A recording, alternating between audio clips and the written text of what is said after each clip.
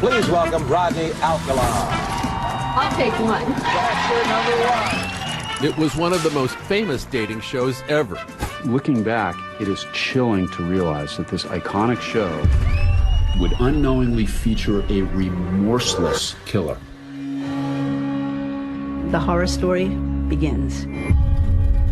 I remember wanting to jump out of the car. The so-called dating game killer is one of the country's most notorious criminals, but one most people have never heard of. He had sociopathic personality traits. He had no shame.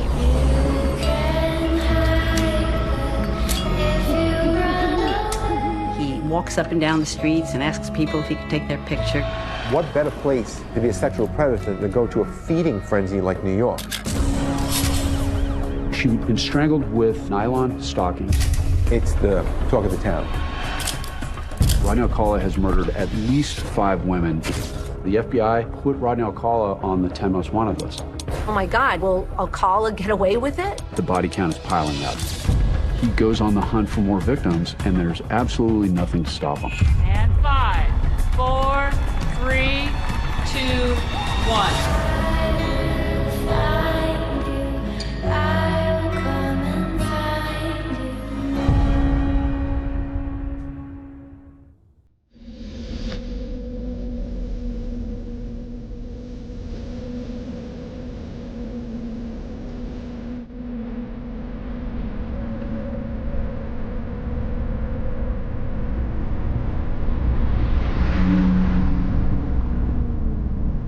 Sometimes I think Chris was probably hitchhiking, probably looking to get away somewhere, and he just probably stopped for her. She's by herself. She could have met him at a gas station while he's filling up. Can you give me a lift? But somewhere along the lines, I think he was giving her a ride someplace. I don't think she had any indication what was about to happen to her. Chris was very trusting, so, you know, that was her downfall.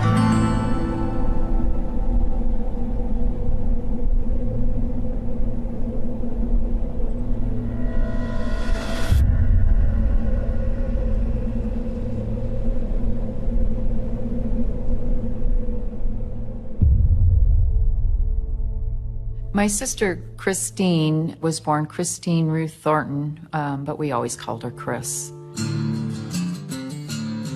She was 11 years older than me.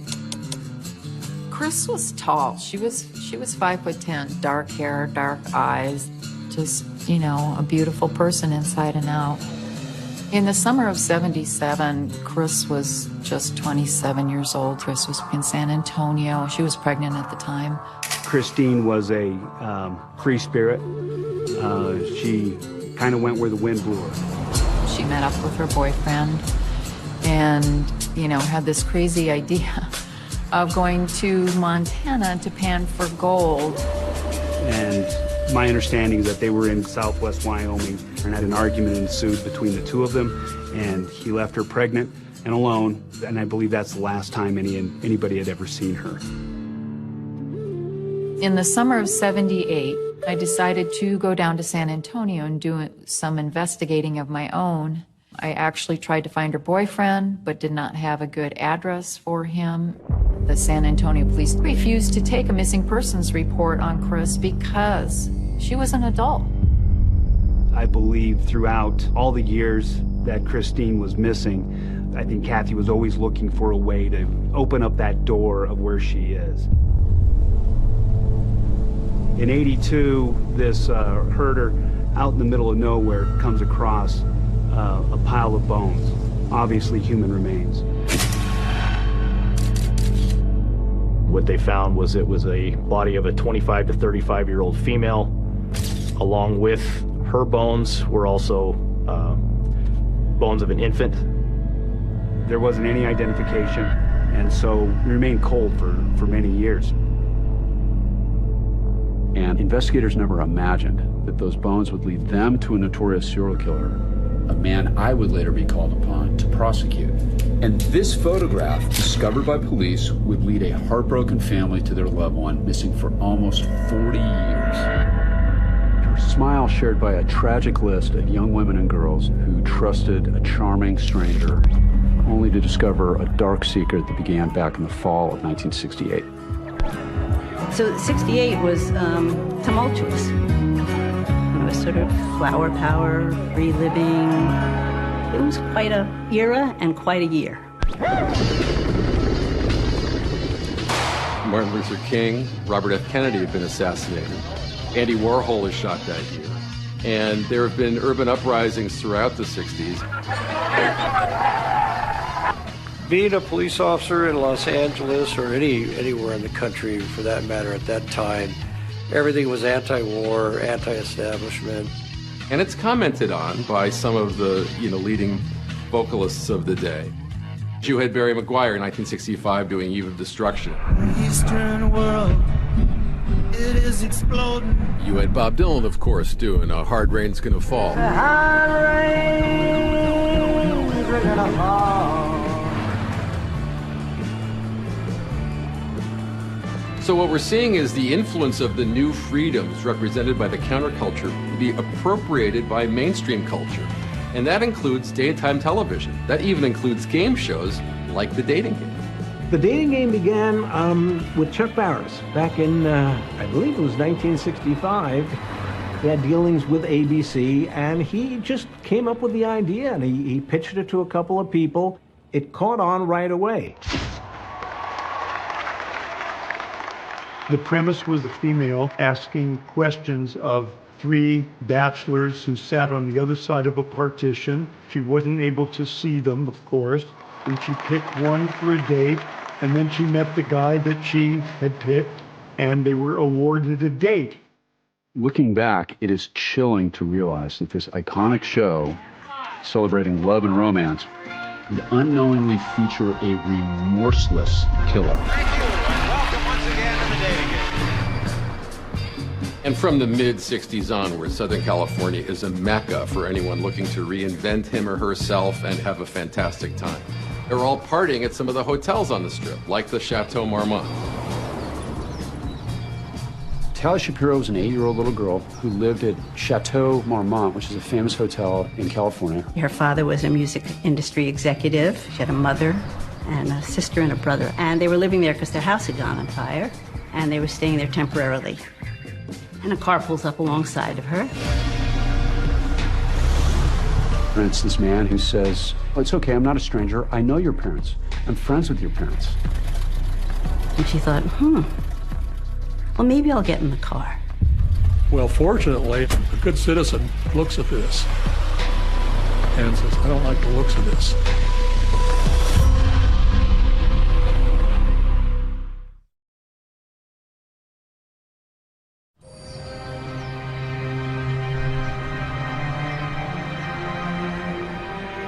Tali Shapiro was 8 years old, and it was a beautiful sunny day in September. And this adorable little girl would skip to school each morning, carefree, loving, wearing her little white Mary Janes. And then the horror story of Tali begins. I remember the morning was nice and warm because I wore the dress that my nanny had crocheted for me. And a car pulls up alongside of her, and the man leans out and says, I have a beautiful picture I'd like to show you. And I guess asked if I needed a ride to school. And I told him I didn't talk to strangers. And he pulled up alongside of her a little further, kept trolling her. And that's when he told me he knew my parents. And I really didn't want to get in the car, but I was raised to respect my elders. I got in the car, that's when he asked what time my school started, and then that's when he realized we had plenty of time and he was going to swing by and show me a poster. You know, I didn't know to fear people. Well, fortunately, a good citizen looks at this and says, I don't like the looks of this. And he actually follows him to his apartment. The moment I felt danger was when he wanted to go by his place. And I remember wanting to jump out of the car.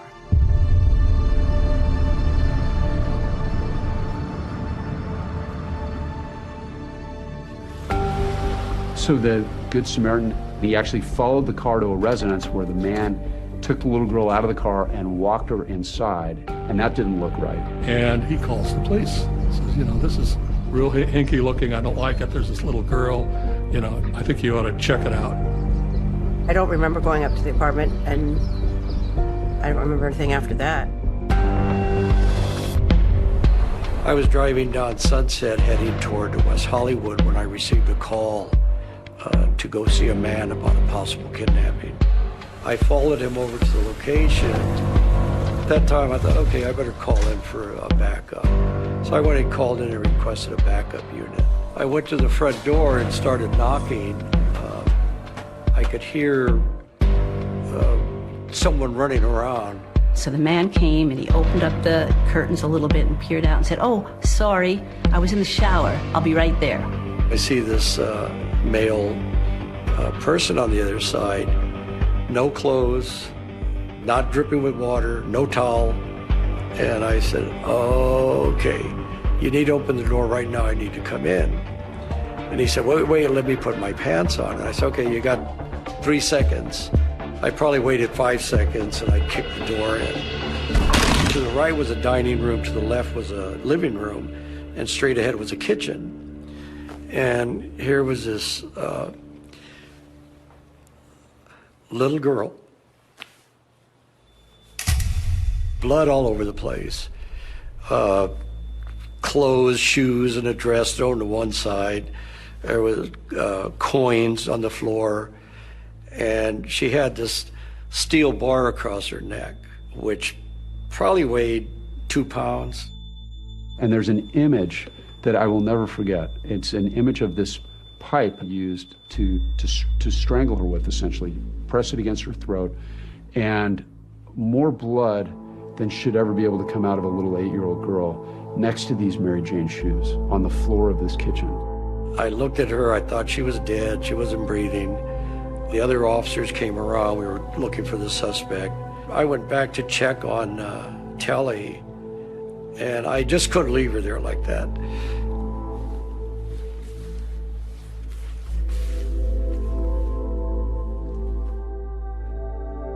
The officer had a sort of a life or death decision to make. Chase this man out the back and catch him, or render life-saving aid to the little girl and save her life. And he chose the little girl. And as I went back in the kitchen, she started gagging, Telly. So then that put everything into high gear. But when I was yelling, the officer that was covering the back door thought I was asking for help. So he ran to the front to help me. We later found out the suspect escaped through the back door. Telly was bleeding out, literally clinging to life. Fortunately, there was already an ambulance racing to the scene. Tally arrived in the emergency room, and the doctor said there was no chance of saving her. And after she had been taken by the ambulance, they started looking around the apartment to see if there were any clues as to who the person was. I found his ID. We determined he was a student at UCLA in the photography department. And the name of the man who attended UCLA was Rodney Alcala. They searched that house, and there are references in reports of hundreds and hundreds of photographs of young women and boys in various stages of dress, in various stages of vulnerability that were in Rodney Alcala's possession. We had to find this Rodney Alcala. We had to get him off the street, because if he would do that to a little 8-year-old girl, there's no telling what he would do. You know, it was just by, sheer luck that Tally didn't die. She should have died, but she didn't. She was in a coma for 32 days. Nobody thought that she would survive, and miraculously, she pulled through. She was able to get back on her feet after several months in the hospital. My parents mentioned nothing. It was never brought up. It was never spoken about. I remember walking into my classroom and everyone looking at me like I was supposed to be dead. And her parents had just had enough. They could not stay in California another minute. They moved out of the country shortly after that. They moved to Mexico. The father wanted to give her a better, safer environment to live in. And that's where they stayed for the next many years. Rodney Alcala has gotten away, and now he's fled, and nobody knows where he's gone. I was police officer with LAPD. This was one of my very first cases, actually, and it was 4 or 5 months old at that time, and he was in the wind. I went out and interviewed a number of his professors at UCLA. One of the things they told me is, you got the wrong guy. Rod Alcala is a super guy. He wouldn't hurt a flea. Really nice guy. Police wanted to know, who is Rodney Alcala, and why would this well-liked 25-year-old college student so viciously attack an 8-year-old little girl? This is San Antonio, Texas, home of the Alamo.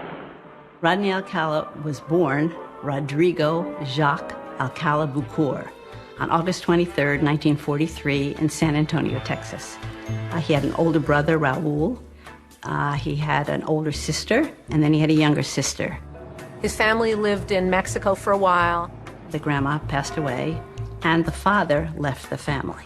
They ended up moving to Los Angeles area, to Monterey Park. He had everything he wanted, Alcala. He went to Catholic schools. He went to, private schools. Everyone who knew him said he was a kind boy, a respectful boy, and highly intelligent. Rodney Alcala had every advantage that somebody could have in life. He had a mother who loved him, which is a big deal psychologically. He had friends. He had brothers and sisters who all turned out to be very successful. His older brother was already at West Point, so this is a pretty, patriotic family. And then he joined the Army in the early 60s, and that's where the trouble really began for Rodney Alcala. So Alcala didn't fare well in the Army. He went AWOL a few times, got in some trouble. As it turns out, this bright, handsome young man with the promising future had nightmarish urges that he refused to ignore. So 1963, he gets a pass from the military. He ultimately goes to New York. While in New York, he assaults a girl. He hits her over the head with a Coke bottle. That girl was able to run away. He had sociopathic personality traits. He had no shame, and he didn't, feel guilty about anything that he did. The military felt that he had had a nervous breakdown. That was their analysis of it. The psychiatrists at the hospital felt it was a lot more serious than that. But he was discharged honorably, and not a blemish on his record.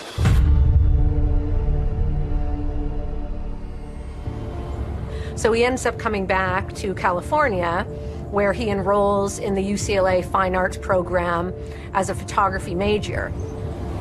So Rodney Alcala is actually attending UCLA and living less than a mile away from Chateau Marmont when he attacks Tally Shapiro in 1968, and then seems to vanish. I was pretty much convinced he'd gone to Mexico because he had relatives in Mexico.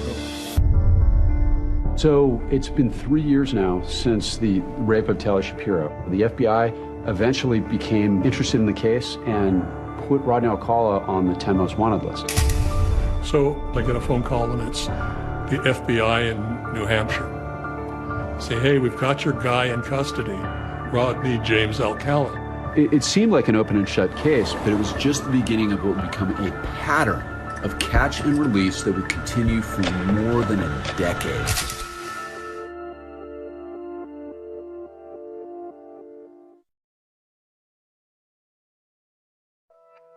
While the FBI is on the hunt for Rodney Alcala, he's actually living on the East Coast under an assumed name, John Berger. So in 1968, John Berger walks into NYU and applies to their School of the Arts. So there he was in New York, a fugitive, now for 3 years. What better place to be a sexual predator than go to a feeding frenzy like New York? So New York in the early 70s is certainly, from the civic standpoint, rather challenged. It's Mayor Lindsay's second term. He's having a hard time delivering services to people. Snow removal, garbage, police feel like they're under siege. Crime is certainly up, violent crime. And it's during this crime wave in New York City that Alcala is able to fly under the radar, and he strikes again. Cornelia Crilly grew up in Queens. She had 2 sisters and 2 brothers, Catholic family, very well respected in the neighborhood, had a very happy childhood. She was beautiful. She had long, beautiful Irish hair and Irish eyes, big smile, very friendly and funny. A few years after high school, Cornelia met Dream Man, Leon Borstein, and they began dating. I was 29 or 30. She was probably 23 at the time. She wanted to become a TWA stewardess. At that time, they were known as ambassadors to the world and had a lot of prestige. And once she was accepted, she got an apartment with a couple of her stewardess friends on East 83rd Street. In fact, in the east side of Manhattan, an area becomes known as the Girl Belt because for the first time, young women are living on their own and experiencing their careers as they never had in the past. I had gotten a job in a Brooklyn DA's office. So in the middle of the day, I got a call from her mother saying she couldn't find her. I said, okay, when I leave, I'll go find her. I'm sure she's at the apartment.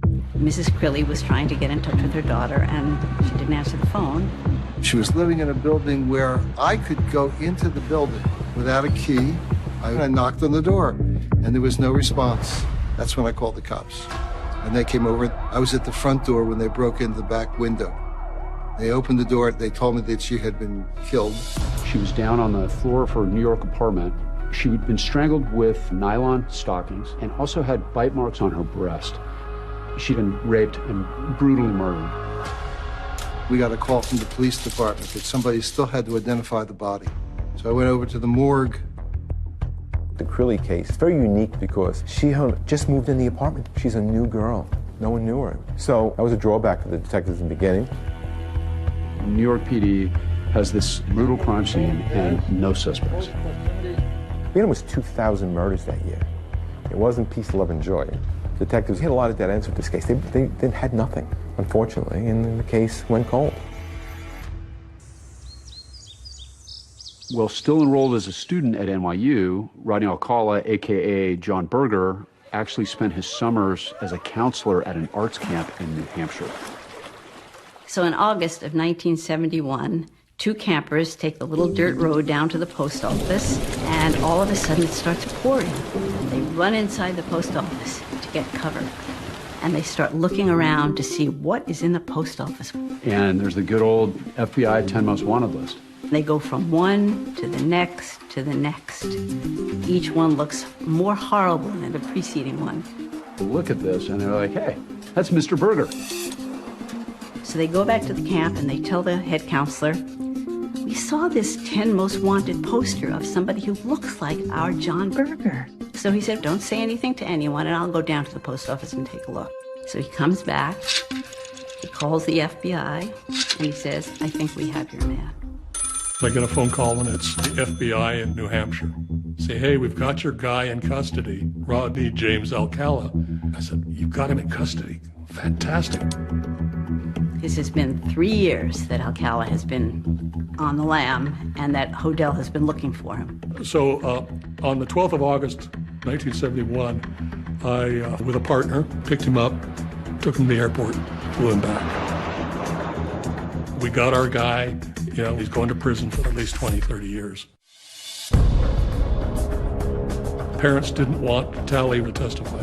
They said it would be too traumatic. So I think the big fear was, oh my God, you know, will Alcala get away with it? And what's dangerous in the case of a sociopath is they're very persuasive.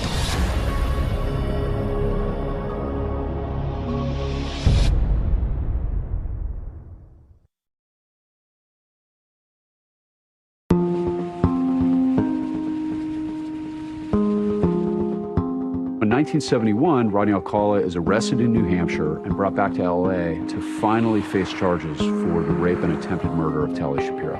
He was very low-key, kind of came off a bit introverted, but I could see his mind functioning. And that's what made this guy so dangerous. He was able to read people very well and stay a step or two or three ahead of them. For him, it was all a kind of a chess game. Rodney Alcala is charged with all the crimes against Tally Shapiro, which included kidnapping, rape, child molestation, and torture. It turns out that because Tally and her family were in Mexico, the only charge they could put on him was a plea deal for child molestation. No brutality, no bashing, no raping, no almost killing. And they wound up giving Rodney Alcala a plea deal where he pled to what's known as an indeterminate sentence. He had 1 year to life in California State Prison. With an indeterminate sentence, it's sliding, it's not determined. And then the parole board has more flexibility in determining whether someone's been rehabilitated or whether they're a danger to the community. This meant that Rodney Alcala would have yearly parole reviews. And what's dangerous in the case of a sociopath is they're very persuasive. And he's getting therapy in prison, and they believe that he has shown enough progress that in 34 months, the California Parole Board released Rodney Alcala back into the world.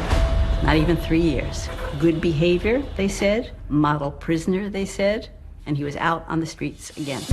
The heartbreaking part about this is that they could have kept him, but in those days, that was an era where they believed so strongly in the power of therapy. But when it comes to fixing psychopaths, it doesn't work. So Alcala is the luckiest man in the world. He's out on parole, and he's having the best time. He's photographing people, and he one day decides to take a ride, and he starts trolling again. True to form, 2 months later, Rodney Alcala is caught smoking marijuana on the cliffs of Sunset Beach in Huntington Beach with a 13-year-old girl. And he was caught by park rangers. So he gets arrested yet again. And this time, he gets 2.5 years, and he's taken to prison. In June 1977, Rodney Alcala is released again from California State Prison, and he goes in, different parole officer this time, and he asks for permission to go on some vacations. And the parole officer miraculously says, sure, go ahead. So Rodney heads off to New York. July 1977 in New York was a difficult time for everyone. It was hot, it was steamy, the garbage wasn't being collected. When you used to read the newspaper, Daily News or the Post, the first 20 pages are just violence, violence, violence, every day. There were a lot of murders going on, including Son of Sam. During the time of Son of Sam in 1977, the city was afraid. Look, you had a lunatic running around shooting men and women in cars. Police in New York are on special alert tonight for a psychopathic killer who calls himself Son of Sam. His favorite targets, young white women with long dark hair. During that time, Alcala is taking a lot of photographs. He walks up and down the streets and asks people if he can take their picture. Young boys, young girls, older women, doesn't matter. He just wants to take photographs. And a young woman says, sure, you can take my photograph. And they start talking and they get along. It's very nice. Her name is Ellen Hover. Ellen was strikingly beautiful. She had long dark hair and long slender arms and legs and carried herself like a dancer. Her father was the owner of Ciro's in Hollywood, a well-known nightclub where Sammy Davis Jr. and Dean Martin and other people appeared. Ellen was very trusting of other people. She came from a Hollywood family, grew up in Beverly Hills, and then Great Neck, and then Manhattan. Ellen loved people. On July 13th and 14th was the famous New York City blackout. This is an ABC News special report. New York City went totally dark last night, and tonight large parts of the city still are without power. It's lawlessness. People loot, crime goes through the roof. You know, people are afraid. There's no refrigeration, no water, no lights on one of the hottest, steamiest nights of the year in New York City. It was a very unsettling, hard time for most people. On July 15th, Ellen Hover goes missing. That evening, friends tried to get in touch with Ellen. Nobody could. The phone rang. It was Ellen's mother, Yvonne Schwartz. Mrs. Schwartz asked me if I had heard from Ellen since the weekend, and I said no. The next thing I knew, I was watching the 11 o'clock news, and there was Ellen's picture, New York heiress missing. And the next day, when the police showed up at her door, they looked inside and they found on her calendar there was an entry that said she was meeting John Berger.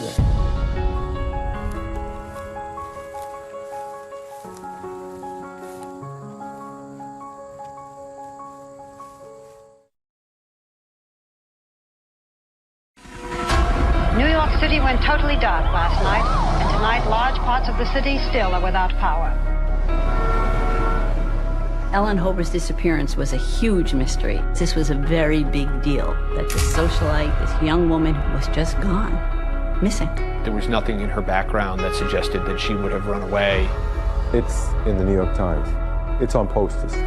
It's on the news. It's the talk of the town.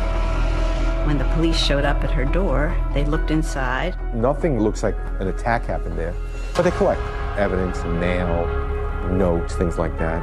And one of the things they take is her calendar. And there was an entry that said she was meeting John Berger. They research back, and they try to ID who John Berger is. You're talking about a woman who goes missing in New York City pre-computer. And so Rodney Alcala / John Berger was never really on the radar of the New York City Police Department. So Alcala goes back to LA, and he's there actually trying to find a job. Rodney Alcala gets a job with the Los Angeles Times working as a typesetter. You have to put this into perspective.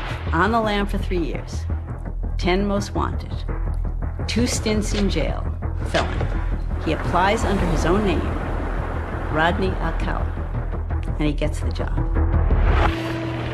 He actually would bring in photographs to show some of the people at his work. A lot of the photos were of nude girls. And I think it was like the time when people didn't really question it. You weren't like, oh my God, you're a pedophile. Like instead they were like, oh, he's just kind of strange. You know, he's very artsy.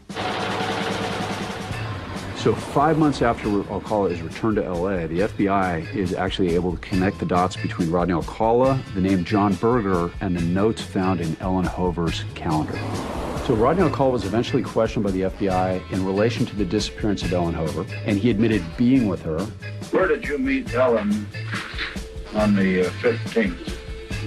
He said he had taken her up to Westchester to take a picture. They had a lovely time, and that was it. Never saw her again. They can be called like rocking her off. That was it. At that point, they still had not found a body. Other than him admitting to the crime, saying, I killed her, there wasn't enough to arrest him. This is Bill McCreary in North Tarrytown with a story about the discovery of the body of a millionaire's daughter missing for the past 11 months. Ultimately, she's found. It's almost a year later. She's found up in an area by the Rockefeller estate. They found clothing of hers nearby. They went back to the same site and they discovered her remains. But it's all skeletal. She's identified through dental comparison. Well, police are able to positively identify the remains of Ellen Hover. There is no forensic evidence that leads them to her killer. 1970s was considered a serial killer central. You have the Hillside Strangler, the Night Stalker, 2 freeway killers. You have the Bedroom Basher. Elsewhere, you have Ted Bundy and John Wayne Gacy killing people in Chicago. Recently, there's been a rash of mass murders. 1977 through 1978, many women were murdered. Police in this era are lacking a lot of the investigative tools they have today. There's no DNA, there's no surveillance camera around every corner. People aren't walking around with a GPS in their pocket. All of these things lead to this sort of perfect storm for Rodney Alcala, where he's able to remain one step ahead of police, and he goes on the hunt for more victims, and there's absolutely nothing to stop him. Jill Barkham was a 19-year-old girl in New York who was adventuresome and wanted to take a trip with a friend of hers. And so she left New York for Los Angeles. Jill and I were very close as children growing up. We were often mistaken as twins. Jill had a very free spirit about her.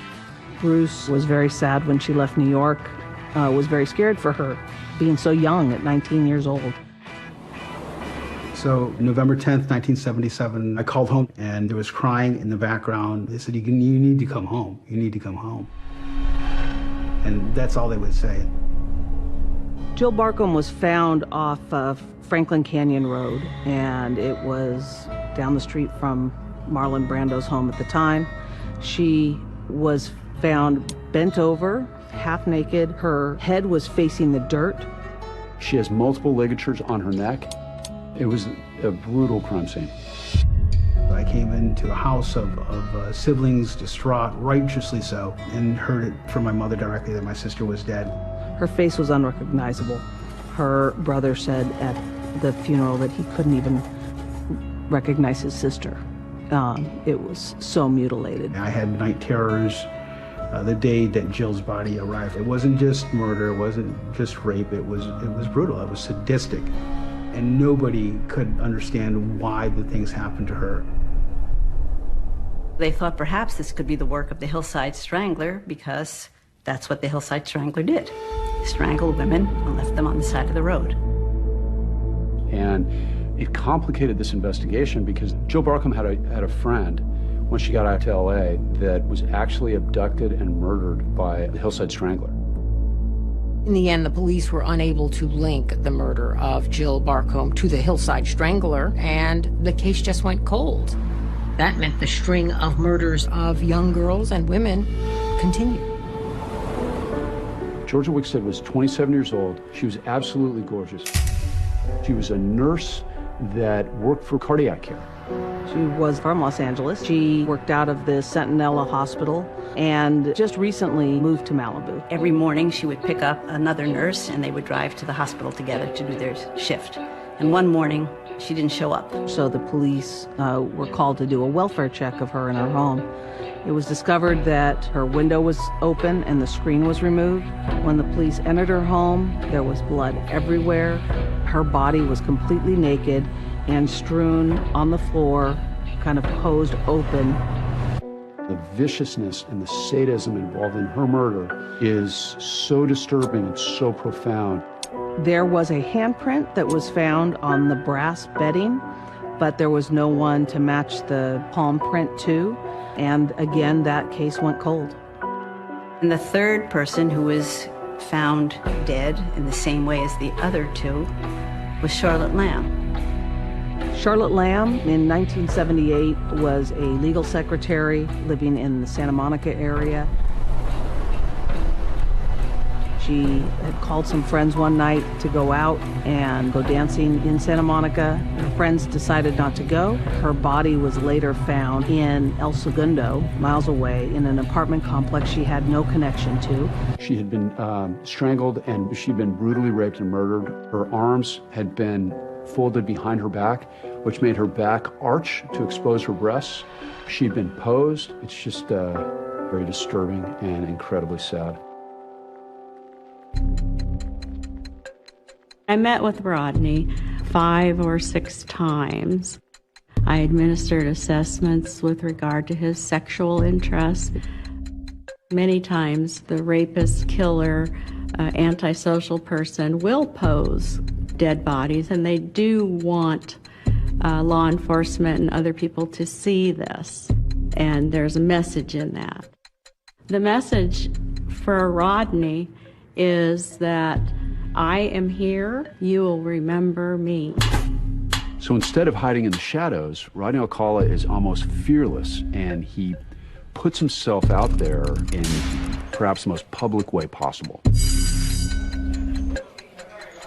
Rodney going on the dating game is a great example of him being predatory, him being confident, narcissistic, and of course he wouldn't go on unless he would win. And 5, 4, 3. He always wins. Factor number 1 is a successful photographer. He might find him skydiving or motorcycling. Please welcome Rodney Alcala.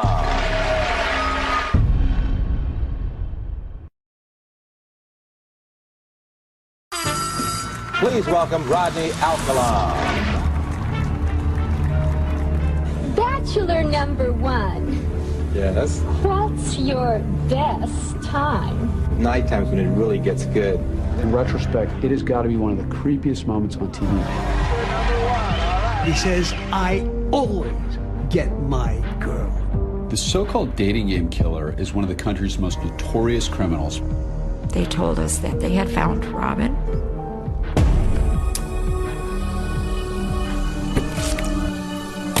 It was devastating. There's nothing that hurts like that. Nothing.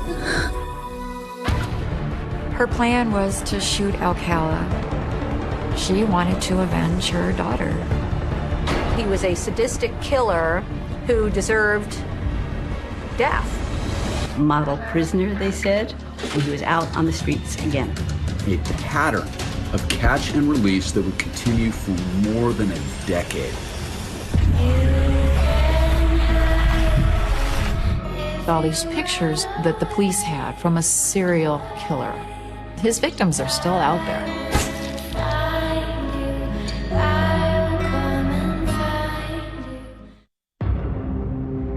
So by 1978, the body count is piling up. Rodney Alcala has murdered at least 5 women on 2 coasts and almost murdered a little girl, and he's just about to make his primetime debut.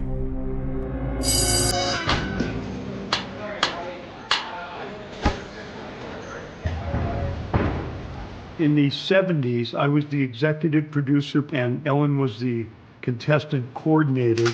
The show that Rodney Alcala appeared on aired in September 1978. The dating game appearance was just a bizarre part about this case. I think that what it reflects is the narcissism and the ego and the arrogance of a serial killer. So he actually tries out for Chuck Berry Productions and becomes a bachelor for the dating game. He was very striking. I don't know, there was a boldness about him, and he had long black hair. He was just a striking looking person. In terms of putting him on as a contestant, I think on the form I wrote NW, which was my symbol for no way, no darn way, is this guy gonna be on the show? Because I noticed that he had a very strange personality. It's like, are you kidding? He's so attractive. Everyone's gonna love him. All the women are gonna love him. And I said, all right, we'll put him on a show, but we've got to surround him with 2 guys that have personalities and that are respectable and decent and fun. My name is Jed Mills. When I got the job on the dating game, they said, you're going to be bachelor number 2, so you'll be sitting in the center. Bachelor number 1 is a little creepy. Notice that right away.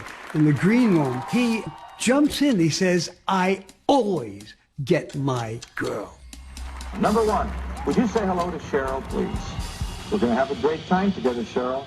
Immediately did not like this guy. And here we go. Bachelor number 1. Yes. What's your best time? One of our edicts was to make the show much sexier and much more provocative than the show in the 60s. Everything was sexy in the 70s. So we pushed the envelope. The best time is at night. Night times when it really gets good. The sexual innuendo intrigued the audience. They loved it, and they started clapping. Yeah, they loved this guy. Oddly enough, 42 years later, I still remember Cheryl Bradshaw. She did voices. And she says, suppose I was auditioning you for a private class, and you're a dirty old man. You're a dirty old man. Take it. Come on, over here. In retrospect, it has got to be one of the creepiest moments on TV. The audience is beside themselves. They love this. Cheryl Bradshaw asked about what kind of food he would be if she was going to serve him for dinner. I'm called the banana, and I look really good. Can you be a little more descriptive? Peel me.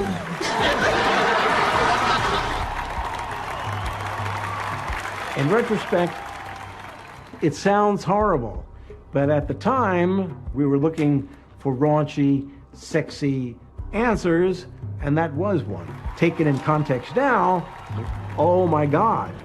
Rodney's motives for going on the dating game are, in my opinion, part of his personality disorder. He wants a lot of attention and he believes he should have it.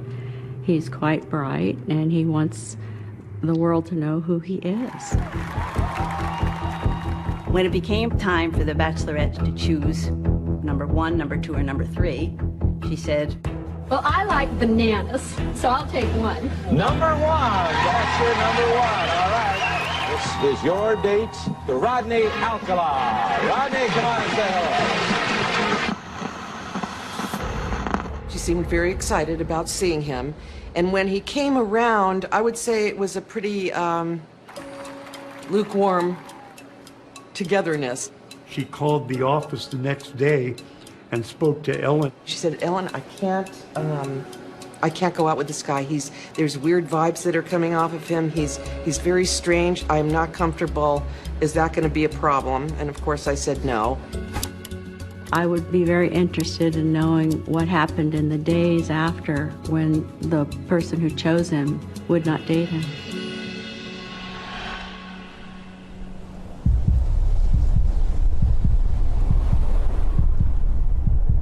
Jill Parento was a 21-year-old college student and data entry worker.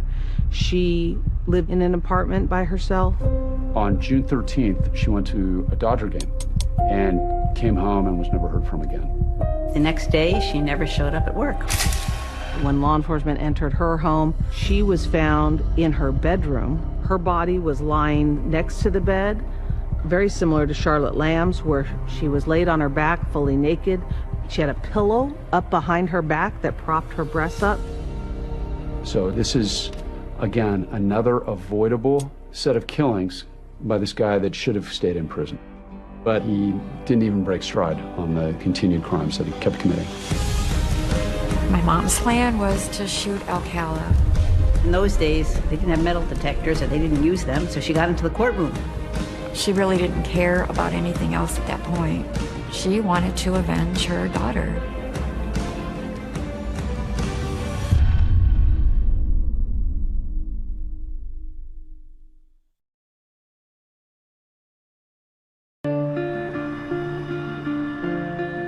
In 1979, Rodney was living at his mother's house, where he had a separate entrance, and perhaps he lived there because he didn't have to pay any rent. He had taken a lot of nude photos, and he would send these photos to New York and get paid for them. And they would go into pornography magazines. That's what he did. Not only was Rodney on the lam for 3 years, 10 most wanted, 34 months in prison for tally, 2.5 years in prison for a felony of giving drugs to a minor. He's out. He's free. He's on the prowl again.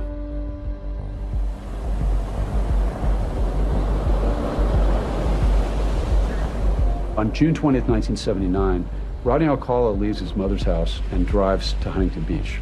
And he starts in a place called Sunset Beach, which is a little bit north on Pacific Coast Highway, and he runs into a 17-year-old girl on roller skates named Lori Wirtz. I was with my friend Patty, and we decided to go to Sunset Beach. We were approached by Alcala. And he says, I'm a photographer, and hey, if you could just, skate this way, I'll take some photos. And I said, oh, that's okay, I'll just help him out. And there's a series of these photographs that are taken by Rodney Alcala. He was a formally trained photographer, which really played into his method of luring these women and young girls into vulnerable positions. It's my opinion with regard to Rodney that deviant behavior is always preceded by deviant fantasy. The taking the pictures, going around looking for little girls, sizing people up. It's a part of the constellation of the Rodney Alcala killing machine. The encounter with Lori Wirtz is very important for 2 different reasons. Number one, it shows that he's actually down in Huntington Beach that day, which he later denies. And it also shows that he's actively hunting for his next victim. He was asking me all kinds of questions, like where I'm from, my name, my age. He tried really hard to get me in the car. He tried to get me in the car and leave my friend on the beach. She doesn't bite, won't get in his car. He started to drive away, and I did see that he was driving toward Huntington Beach. Huntington Beach in 1979 in June was chock full of kids and sunbathers and rollerbladers and people walking on the boardwalks and just having fun. The vibe in Huntington Beach back in the 70s was pretty easygoing. You felt safe. Robin Samso was a 12-year-old, blonde, blue-eyed poster child for athleticism and healthy lifestyle. I'm Robin's oldest sister. We are 2 of 4 children, 2 boys and 2 girls. Robin was the baby of the family. Her brothers, sisters, and mother all doted over Robin. She always had a spirit about her. I mean, everybody that met her fell in love with her. Rodney Alcala winds up on the beach talking to Bridget Wilbert and Robin Samso. When Robin and I crossed 14th Street is when I believe he spotted us. And what he's doing is he's saying, hey, I'm a photographer, you're beautiful, you could be a model, how about you let me take pictures? And I was having none of it. I was like, no, no. And he reached out and put his hand on Robin's leg. And that's when I grabbed her. I said, like, no, this isn't good. So one of the moms comes over and is like, who are you? Why are you talking to him? And he scurries off like a cockroach. Robin had to be at a dance class at 4 o'clock, so she and Bridget went back to Bridget's house. It was time for Robin to be going because she needed to be in the ballet studio to answer phones. That was how she paid for her ballet. Robin was running late, so Bridget let her use her bike. Go get my bike. I said, and don't stop. It was very important to me to say that. He's in his car. He had maps to Southern California. He had blacked out windows. He had this rolling trap to try to get people in it. And then my house phone rang, and it was one of Robin's brothers. And he said, is Robin still with you? Has she left? Because she hasn't shown up to ballet. And there's not a sign of anything. No bike, no person on the side of the road, nothing. Mom began to worry, and still an hour or so later, when Robin still hadn't returned, she called the police to file a missing persons report. That was my mom's baby, and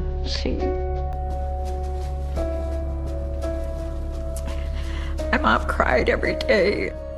Bridget was later introduced to a sketch artist to compile a composite of the individual they'd been talking to on the beach. And when I was done, I was like, that's him. That is him. It's Rodney Alcala. I mean, you look at that and it's Rodney Alcala. Approximately 12 days after Robin went missing, a park ranger in the Sierra Madres at a location called Chantry Flats located some human remains. But she's been scavenged. And what that means is animals have eaten her. During their search of the area, they also found a shoe that was identified as belonging to Robin and a beach towel. And that's how they found this beautiful 12-year-old girl. I remember I was laying on the couch, and the doorbell rang. And I answered the door, and it was the police. They came in and they told us that they had found Robin. And my mom broke down, as well as everybody else, my brothers and I. It was devastating. Her mother, wanted to see her daughter's body, and they had to explain to her that there is no body. There's a skull. And there's bones. My mom she was never the same. It's like her life just had this big empty hole, and everybody else was just on the outside looking in. They arrest Rodney Alcala at his mother's house in Monterey Park. After that, they obtained a search warrant for his mother's residence where he was living. They get inside Rodney Alcala's residence, and they see a receipt for a self-storage facility in the city of Seattle. So in really good heads-up police work, paperwork is not a part of the search warrant, so they cannot collect it. But it's in plain sight, so they write down the information. One of his sisters went to visit Alcala in jail, and they started talking about the storage locker. And Rodney Alcala is overheard saying words to the effect of, well, it's good that they don't know about the storage locker. The cops actually overheard the conversation. And they get inside and they find a treasure trove of evidence. I mean, it breaks the case.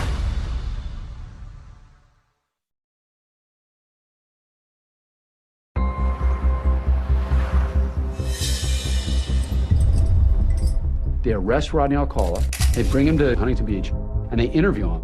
Can you turn around and go down? Can you him? After the police interview him, he's very savvy and he gives up very little information and he essentially denies all wrongdoing. They get up to this storage locker in the city of Seattle.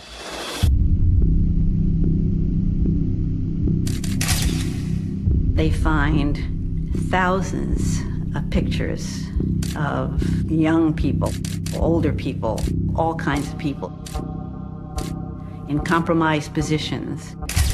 They also find various forms of jewelry, a bunch of different earrings and little keepsakes.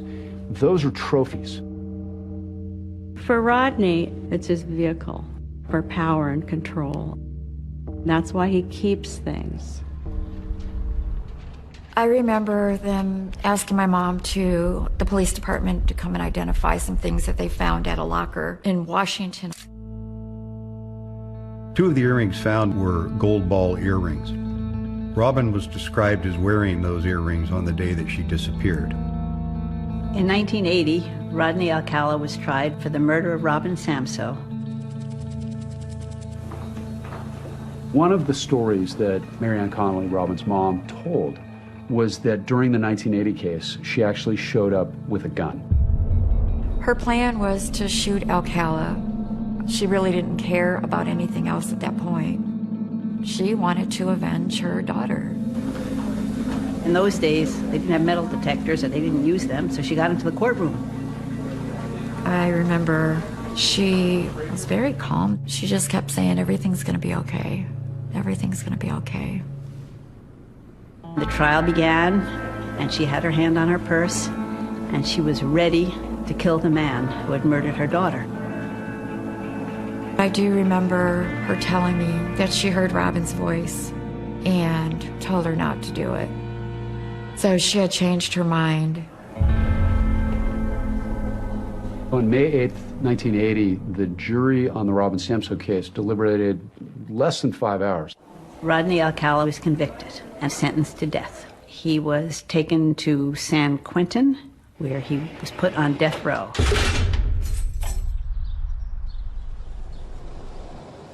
Several years later, an appeal came up. And to everyone's shock and sorrow and horror, the case was repealed. The verdict was overturned by the California Supreme Court because the justices determined that the jurors in the trial had been improperly informed of Alcala's prior sex crimes. I think that there's been a gross miscarriage of justice for being found guilty of something that I didn't do. In 1984, we learned that Alcala was getting a new trial. Once again, my mother was completely destroyed. Just can't believe that we have to be punished for what he did. And that's really what it amounts to. We're the ones that are being punished. It means nothing to him. In the 1986 retrial of Rodney Alcala, a new prosecutor was assigned. He was very confident in his ability to be able to get a conviction on that. 7 years to the day of Robin Samso's disappearance, the second jury convicted Rodney Alcala and also recommended that he be sentenced to die. The second time he was found guilty, and he got the death penalty again, and we were extremely happy. One would think that's the end. He's now going to spend the rest of his life on death row until he gets executed. Well, that wasn't the case. In 2001, Rodney's death penalty was again overturned. At this point, it's important to remember that Rodney Alcala has been in custody ever since being accused of murdering Robin Samso in '79. He's now 58 years old, and life behind bars has taken its toll, not only on Rodney Alcala, but also on the victims' families who've been trying to achieve justice. Twice Alcala has been convicted and sentenced to death. Twice the convictions were reversed on appeal.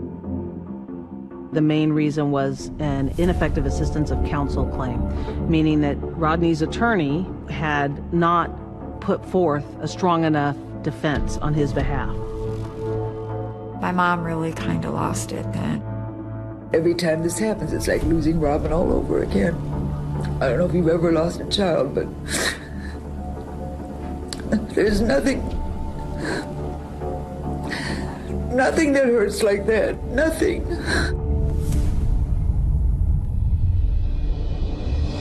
Amazingly, at this point, Rodney Alcala has escaped the death penalty 2 times, and now these victims and these families are going to be turning to me and my team to ensure that he's punished for this once and for all.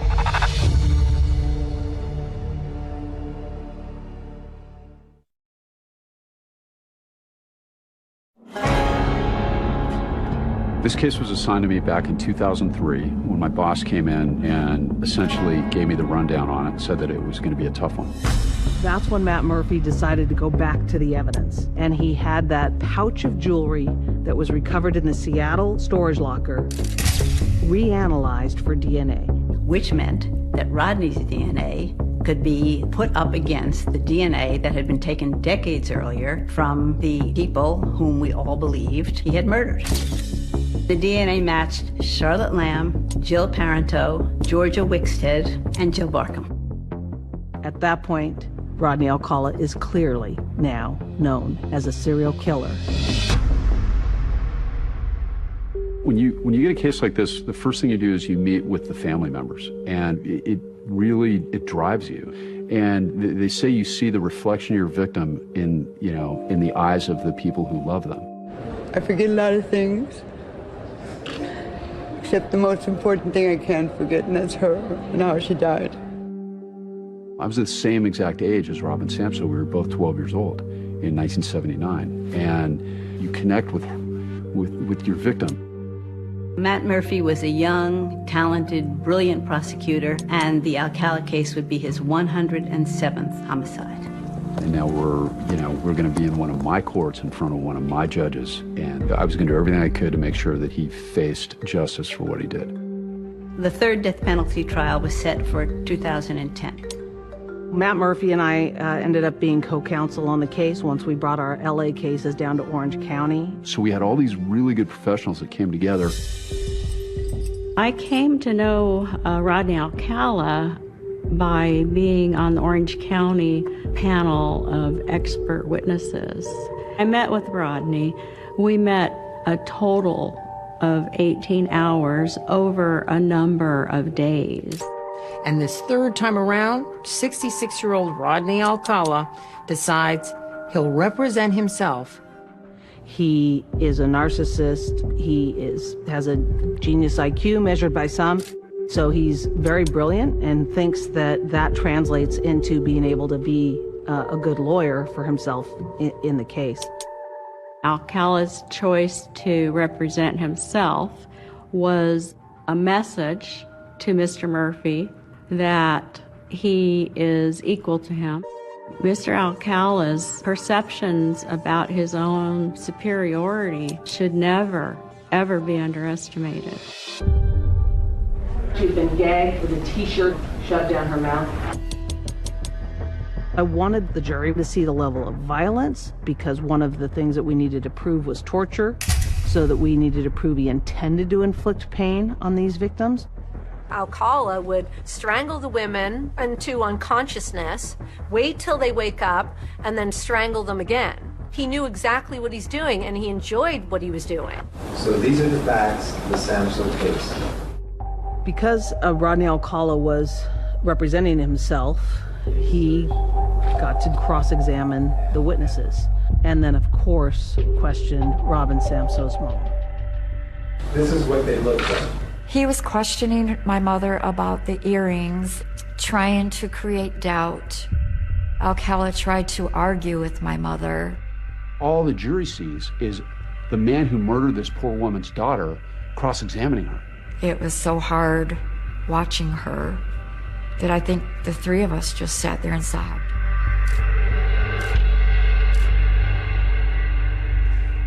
Robin Samso's day in court is today. You make sure that he is held responsible for what happened to that little girl. Murphy in his closing arguments, I mean, they were fantastic. He got her into his car, and he drove her up to those mountains. And Rodney Alcala smashed her face in when she was still alive. He brutalized her. He was rattled after my closing argument, because that's when he first learned, you know, he wasn't as smart as he thought he was.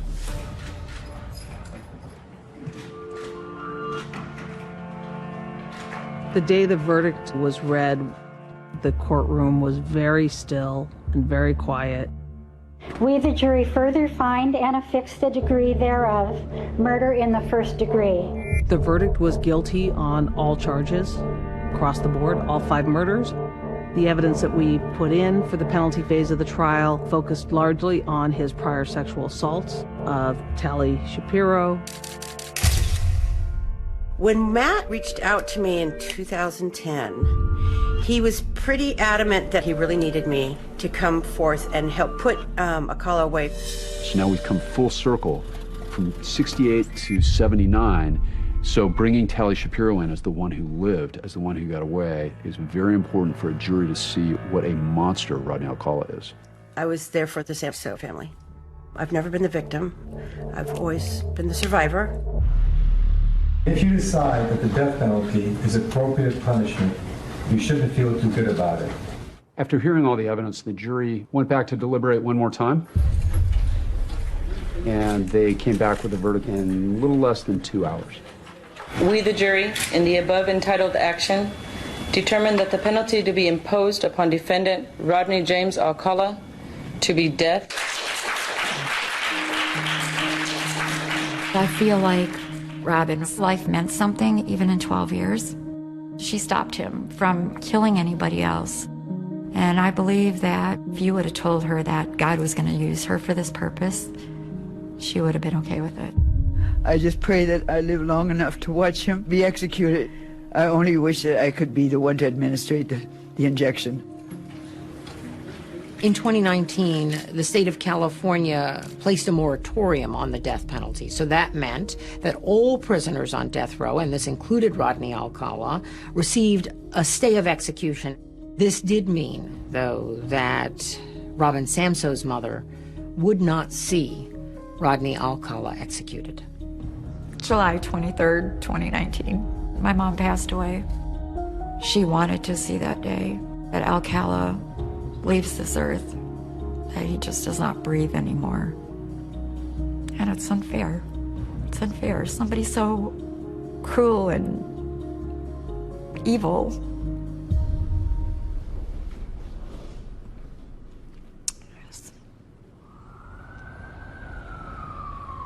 Cold case investigators tonight saying they have solved 2 of New York City's most notorious murders. New York had been investigating cases involving Rodney Alcala, a murder in 1971 and a murder in 1977. Although Alcala is already on death row in California, he will be extradited here to go on trial for killing the 2 New York women. They decided to charge Rodney with the 2 New York murders. He conceded that he did kill the 2 women in question. I was surprised that he pled guilty. I think ultimately he knew he was going to be convicted. Mr. Alcala got 25 years to life, which is the highest sentence under the law. After the trial, the Huntington Beach Police Department released hundreds of the photos that they found in that Seattle locker to the general public. Police don't know if any of the people in these pictures were victims of Alcala, but hope the public might be able to help identify them. After the Huntington Beach Police Department released those photographs, the decades-old mystery of Christine Thornton was about to come full circle. My son sent this email to me with all these pictures in it that the police had from a serial killer. That was her. That was definitely her.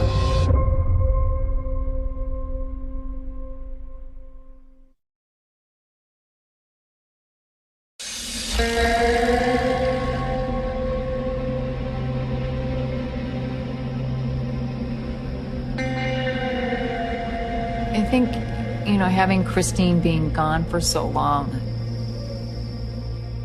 it was difficult because, we all knew that something bad had happened to her.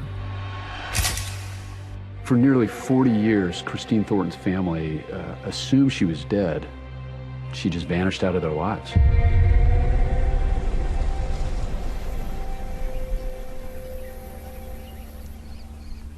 In '82, this herder out in the middle of nowhere comes across a pile of bones, obviously human remains. Several initial deputies responded along with detectives, and what they found was it was a body of a 25 to 35-year-old female. They also found the bones of an unborn child mixed in, largely all intact. The clothing was still there. Even some jewelry were all located. They couldn't determine a cause of death. What they believed was that it was possibly a strangulation because one of the pant legs was tied in a ligature. The detectives at that time they used the skull and sent it off to the crime lab in order to get a reconstruction of what they felt this person looked like. They determined that it was a young female and brunette. They unfortunately weren't able to identify her, and the case went cold. In 2013, several of the detectives, including myself, were assigned specific cold cases. So this box was almost falling apart when I initially was assigned this case.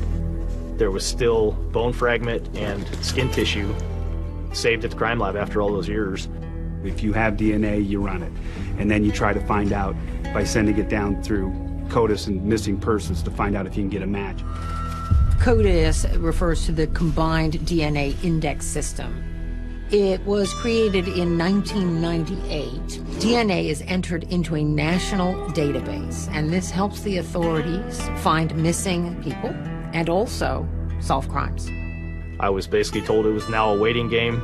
I honestly thought I'd be 10, 20 years retired before I'd get a phone call saying that they'd identified her.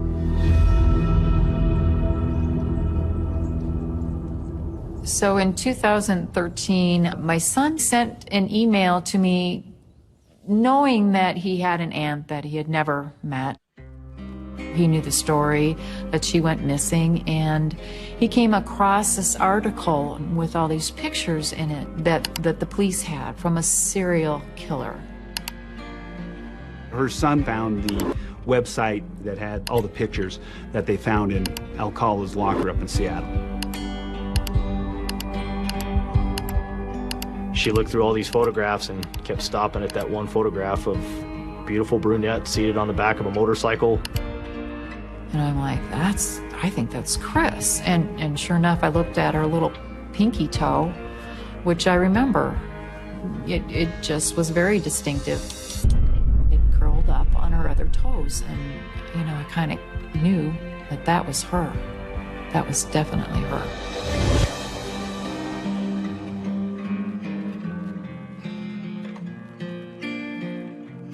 At that point is when she decided to submit her DNA sample as a reference to hopefully identify Christine. Detective Sheeman came to my office to tell me that they had a match and an identification. Just shy of 2 years later is when I was off duty and I decided to check my email. The email I received identified my victim from Granger as Christine Ruth Thornton.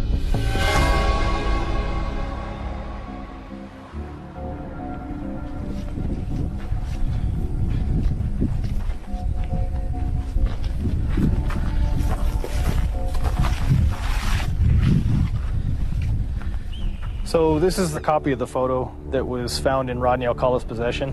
Trying to match this photo out in the Granger Prairie seems almost impossible, but we were able to match this photograph up just based off of 2 different ridges. You can actually hold this picture up and actually show that this is almost the exact area that this photograph potentially was taken back in 1977. And here we are in 2020. It was pretty shocking to find this area and to know what transpired here all those years ago. We spoke to detectives with the Huntington Beach Police Department and put a timeline together. So in July of 1977, with the permission of his parole officer, he's allowed to travel back to New York. And Rodney Alcala wasn't flying. Rodney Alcala was driving. So Rodney Alcala leaves New York, comes back to Los Angeles. And we determined around the time that Christine was killed, he had been traveling across the nation. The motorcycle was actually owned by Rodney Alcala, and they were able to find that motorcycle in his possession. There's no rhyme or reason how these 2 people, one so good and one not, cross paths and end up there. I thought we had enough evidence to possibly charge him, but before we did that, I wanted to speak with him. I've done hundreds and hundreds of interviews in my career, but I told myself, how the hell do you interview a serial killer?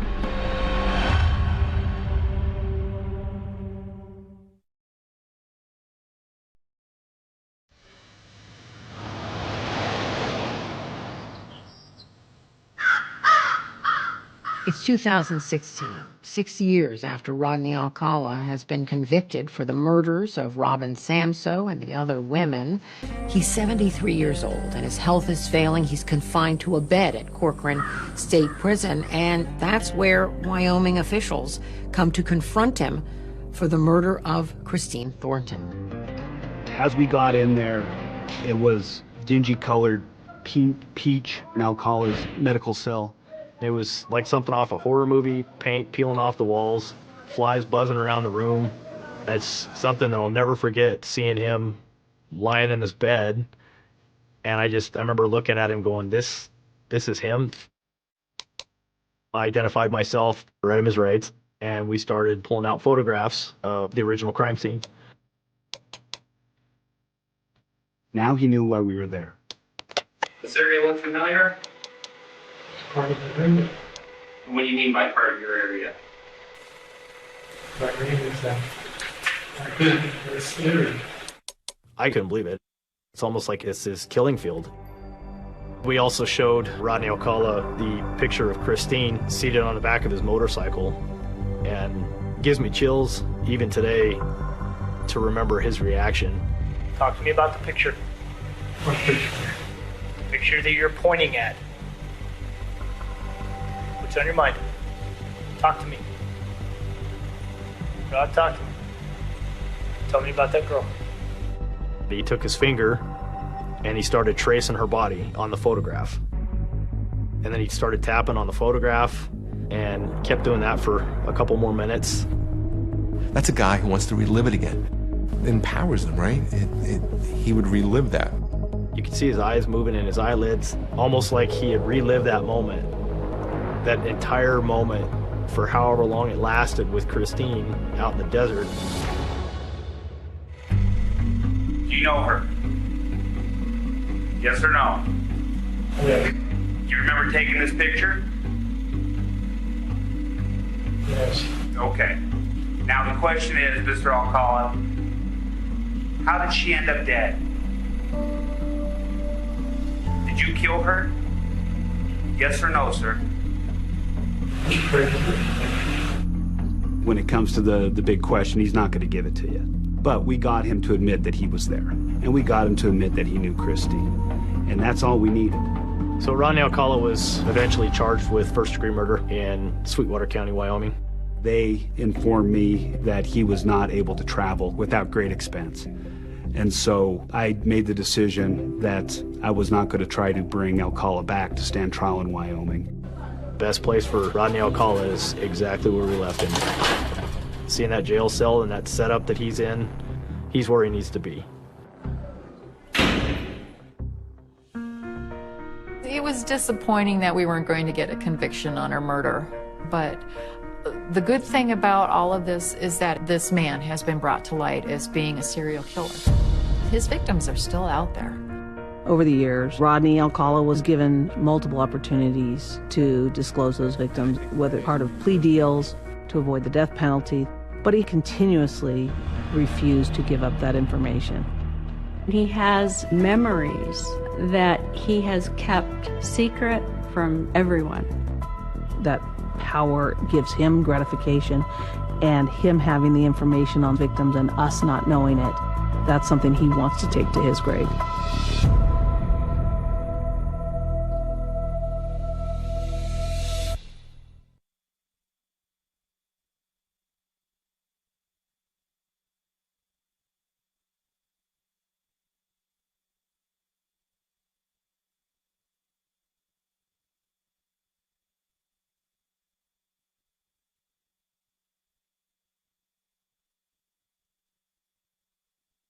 Entirely out of character for a woman of her discipline and devotion. Sensing that something was amiss, Amanda asked a neighbor to check on her mother. The neighbor's report was chilling. The front door of the cottage was wide open. Inside, the television was blaring to an empty room. When Amanda arrived, she found her mother's purse, car keys, cellular phone, and tablet computer resting on a bench. Her 2 vehicles remained parked outside. But the most alarming discoveries lay deeper in the home. There was a significant stain on the carpet. The bedding was entirely missing from the mattress, and closer inspection revealed blood spatter on the headboard and the walls. A single beige pillow remained on the bed, heavily stained with blood. Amanda immediately contacted emergency services.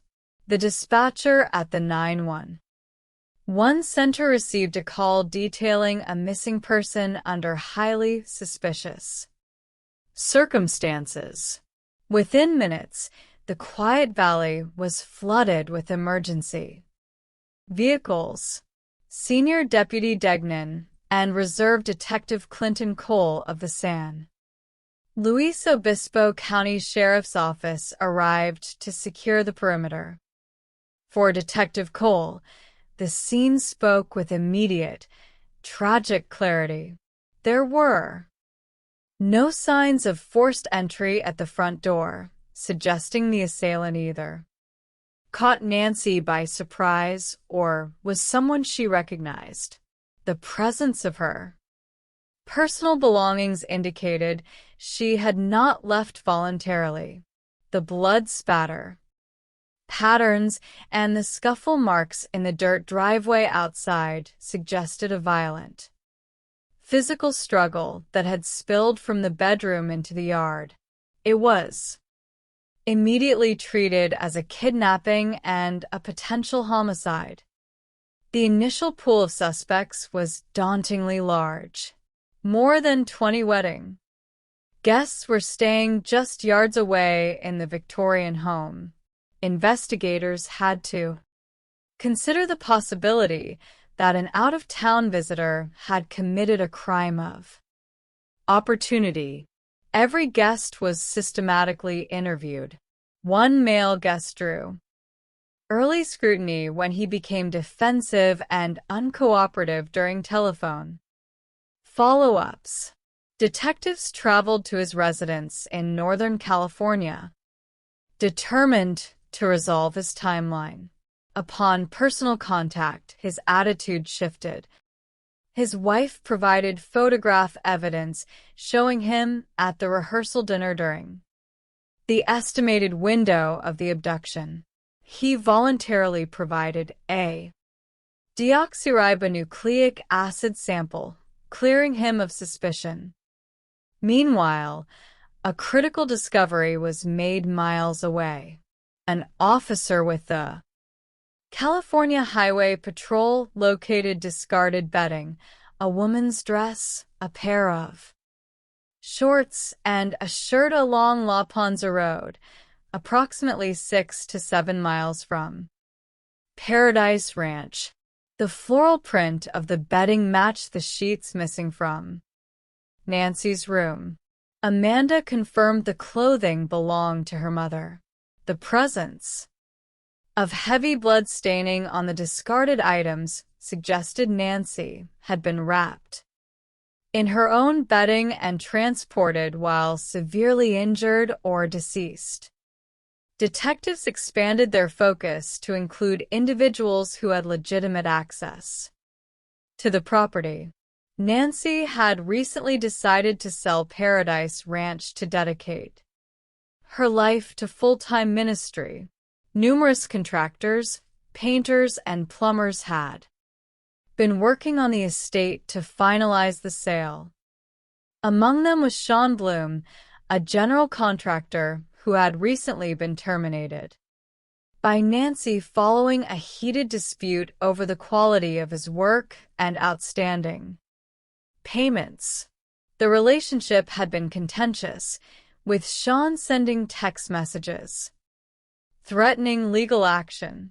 When contacted, Sean expressed his frustration with Nancy but ultimately cooperated, voluntarily providing his genetic profile, which did not match the evidence.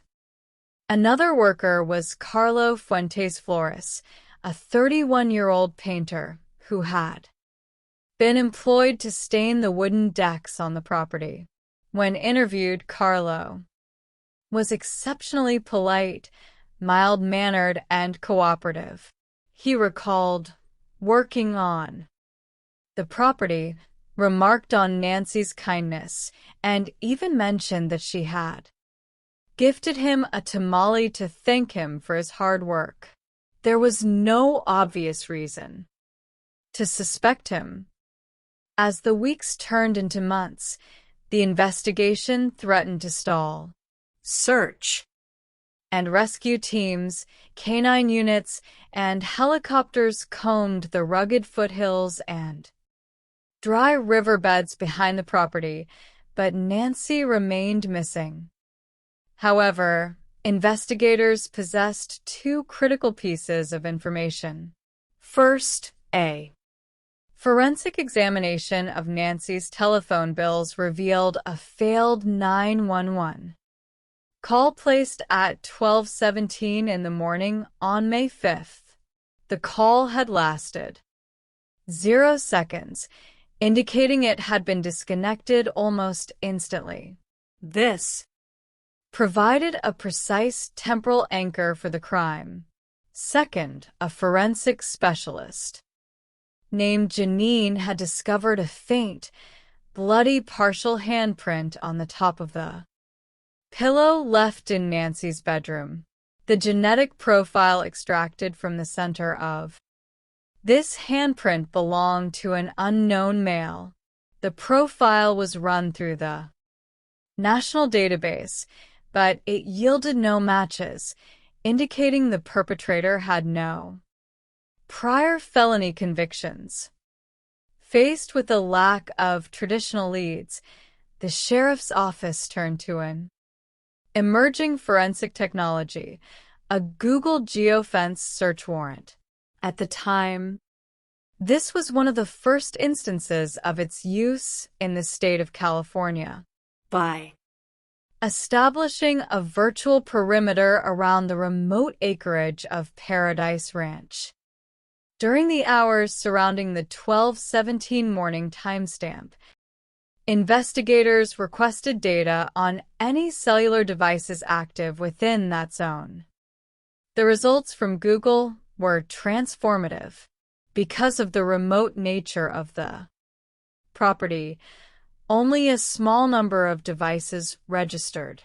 The wedding guests' phones were accounted for, but a single, unidentified device registered pings directly within Nancy's cottage at 1:33 and 1:52 in the morning. When the subscriber information was returned, the device was traced to Carlo. Fuentes Flores. The revelation forced a complete reassessment of Carlo's psychology. To his employer and his family, Carlo was a dedicated father and a reliable craftsman. But a deep forensic dive into his cellular phone records and search history painted a vastly different picture. Carlo harbored a secret, highly compartmentalized life. His search history was filled with queries for older women, specifically using terms such as cougars in sexy lingerie. He frequently contacted escorts and recorded numerous explicit encounters on his phone. His associates noted that he had been drinking heavily and borrowing money. The polite, respectful painter was a facade. Beneath it lay a predatory interest that had focused on the wealthy, vulnerable woman who lived alone. To secure an arrest, investigators needed to match Carlo's genetic material to the bloody handprint on the pillow without alerting him to their suspicions. A surveillance team followed Carlo to a local restaurant where he dined with his wife. When he departed, an officer retrieved the glass Coca-Cola bottle he had used. The laboratory extracted a genetic profile from the bottle's neck. It was a match. On the morning of his arrest, Carlo was brought to an interrogation room at the sheriff's office. Initially, he maintained his cooperative, polite demeanor, describing his work on the decks and claiming he did not even know where Nancy's private cottage was located. Detectives Cole and Dave systematically presented photographs of the property, prompting Carlo to commit to a series of falsehoods. Then the pressure was increased. Detectives informed Carlo that they possessed indisputable physical evidence placing him inside the cottage on the night of the disappearance. They showed him the geofence tracking data and revealed that his genetic profile was found in the blood on Nancy's pillow. The psychological shift was instantaneous. Carlo's confident posture collapsed. His heart could be seen beating rapidly against his shirt. Realizing his denial was no longer viable, he attempted to minimize his culpability. He claimed that he had returned to the property late at night to retrieve a ladder for a job the next day. While backing up his truck in the dark, he claimed he accidentally struck Nancy, who had walked behind his vehicle. He insisted that he carried her inside to help her, but she succumbed to her injuries. Detectives immediately challenged the logic of this account. An accidental vehicular collision does not produce arterial blood spatter on a bedroom wall, nor does it explain a bloody handprint on a bed pillow or the absence of vehicular debris. Under direct confrontation, Carlo abandoned the accident narrative. He admitted that he had been drinking heavily and had returned to the ranch with the explicit intention of forcing himself upon Nancy. He entered her cottage, assaulted her while she slept, and raped her. When she attempted to cry out and reach for her phone, resulting in the failed 0-second 911 call, he pressed the pillow over her face, suffocating her until she was dead. He then wrapped her body in her bedding, loaded her into his truck, and drove east into the desert. In a surprising development, Carlo offered to guide the investigators to the location where he had left her remains. He was placed in an unmarked vehicle and directed detectives on a long, somber drive toward the Carrizo Plain, an arid, desolate expanse on the border of the county. The landscape was vast and uniform, covered in dry brush and dirt roads. As the hours passed, Carlo struggled to identify the specific site, causing anxiety among the search team. Finally, Detective Cole spotted a small, unnatural ring of stones stacked on the ground. Carlo looked at the rocks, fell to his knees, and began to weep, confirming they had found her. Despite his tears, the scene revealed the depth of his callousness. He had not even buried Nancy, leaving her remains exposed to the elements and wild animals. On the drive back, he expressed concern for his own daughter, asking the detective to apologize to her on his behalf, a stark contrast to the lack of empathy he had shown for Nancy and her grieving family.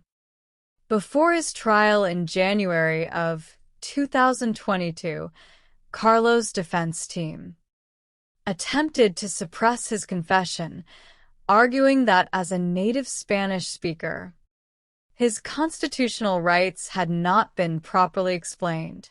The prosecution successfully demonstrated that Carlo was highly fluent in English, as evidenced by his recorded jail calls with his wife and his detailed responses during the interrogation. The motion was denied. Faced with the prospect of a trial and the potential for a life sentence, Carlo agreed to a slow plea, a legal mechanism that allowed the prosecution to present their evidence to a judge while preserving his right to appeal. The judge reviewed the comprehensive file and found Carlo guilty of first-degree murder, with the special circumstances of rape and burglary. He was sentenced to life in prison without the possibility of parole. In July of 2023, his appeal was denied. Nancy's family found a measure of closure in reclaiming her remains and holding a beautiful memorial service at a local vineyard, a landscape she had loved. Today, her daughter Amanda carries on her mother's passion for horses, riding her mother's favorite horse, Montana, with her own daughter, keeping the memory of Nancy's gentle spirit alive. Section 2. The Grief Book Author and the Midway Mansion. The mountains of Summit County, Utah, are home to quiet valleys and opulent estates where wealth and rugged nature coexist. It is a region where families often seek stability, safety, and a close-knit community. But in the spring of 2022, the community of Heber Valley became the focal point of an international media storm that began with a sudden tragedy and culminated in a shocking revelation of financial desperation and domestic betrayal.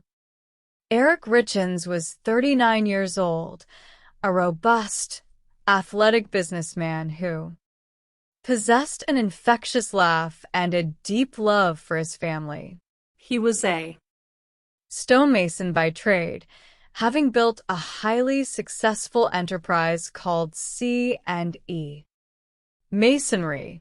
He was deeply devoted to his 3 young sons, coaching their soccer teams and taking them on outdoor adventures. Raised in the faith of the Church of Jesus Christ of Latter-day Saints, Eric was a man of strong values, hard work and traditional beliefs. In 2013, Eric married Corey, a determined young woman who shared his drive for success. Corey had grown up in a working-class family that moved frequently due to her parents' construction jobs. As a young woman, she had cleaned the homes of wealthy residents in Park City, harboring a quiet ambition to one day own such estates herself. After marrying Eric, she launched her own real estate business, K. Richens Realty, focusing on purchasing, renovating, and flipping residential properties. To the outside world, the Richens family was the embodiment of the American dream. They lived in a beautiful home, took lavish vacations, and managed two thriving businesses. But beneath this polished exterior, a dangerous financial crisis was mounting. On March 4, 2022, shortly after 3 o'clock in the morning, Corey called 911 in a state of apparent panic. She reported that her husband was cold to the touch and was not breathing. When emergency responders arrived at the family home, they found Eric lying on the bedroom floor. Despite their efforts, he could not be revived. Corey told the responding deputies that she and Eric had been celebrating a major business success the previous evening. She had finally secured a contract to purchase a massive, unfinished estate in Midway, Utah, known as the Midway Mansion, a property valued at nearly $3 million that she planned to flip for a substantial profit. To celebrate, she claimed she had prepared a mixed alcoholic drink for Eric before retiring to bed with one of her sons, who was suffering from night terrors. When she returned to their bedroom in the early morning hours, she found Eric unresponsive. The initial assessment by an emergency medical technician suggested Eric may have suffered a brain aneurysm, given his excellent physical health and the presence of blood near his mouth during cardiopulmonary resuscitation. This explanation was initially accepted by his grieving family, who struggled to comprehend how a healthy 39-year-old man could pass away so suddenly. However, the mandatory autopsy and toxicology reports shattered this narrative. The medical examiner determined that Eric had died from an acute oral overdose of fentanyl. The concentration of the drug in his system was 5 times the lethal limit. Furthermore, the laboratory confirmed the substance was illicitly manufactured street fentanyl, not medical-grade pharmaceutical material. Because Eric had no history of drug abuse, the investigation immediately shifted from a tragic medical event to a homicide. As detectives began to investigate the family's financial records, the motive for the crime began to materialize. Corey's real estate business was not the success she claimed. It was a crumbling house of cards. She was in debt to over 20 different lenders for more than $4 million, relying on high-interest hard money loans to keep her projects afloat. In 2020, Corey had taken out a $250,000 line of credit against the family home, which was solely owned by Eric, by forging his signature. When Eric discovered this deception, he was devastated. He consulted a divorce attorney and quietly met with an estate planner to secure his assets. Without informing Corey, Eric created a new trust, naming his sister Katie as the trustee and his 3 young sons as the sole beneficiaries, effectively cutting Corey out of his estate and his stonemasonry business. The day after Eric's death, the tension between Corey and Eric's family reached a boiling point. Corey summoned a locksmith to drill open the safe in their home, believing Eric's will was inside. Eric's sister Amy arrived and confronted Corey, informing her that she had no legal right to the contents of the safe or the estate. A physical altercation ensued, resulting in Corey being arrested and subsequently pleading no contest to assault charges. In the year following Eric's death, Corey engaged in a highly public display of grief, claiming she could not find any literature to help her young sons cope with the loss of their father. She authored a children's book titled Are You With Me? The book, which featured a touching dedication to her late husband and drawings of their family, was designed to comfort grieving children by reassuring them that their deceased parents' spirit remained with them. Corey went on local television and radio stations, presenting herself as a vulnerable, resilient widow helping others navigate the journey of grief.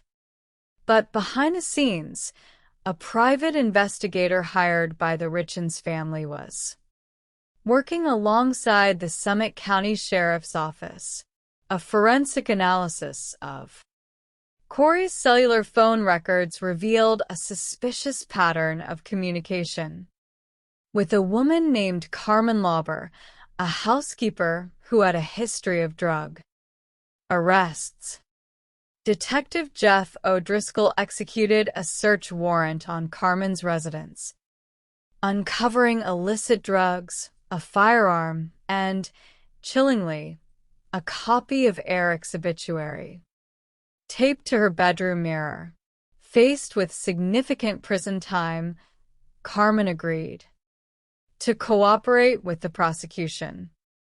Carmen revealed that in early 2022, Corey had approached her, asking her to procure strong pain medication for a client with a back injury. Carmen purchased hydrocodone pills from a local dealer named Robert Crozier and delivered them to Corey. A week later, Corey contacted Carmen again, stating that the pills were not strong enough and requesting some of the Michael Jackson stuff, a common street reference to powerful synthetic opioids.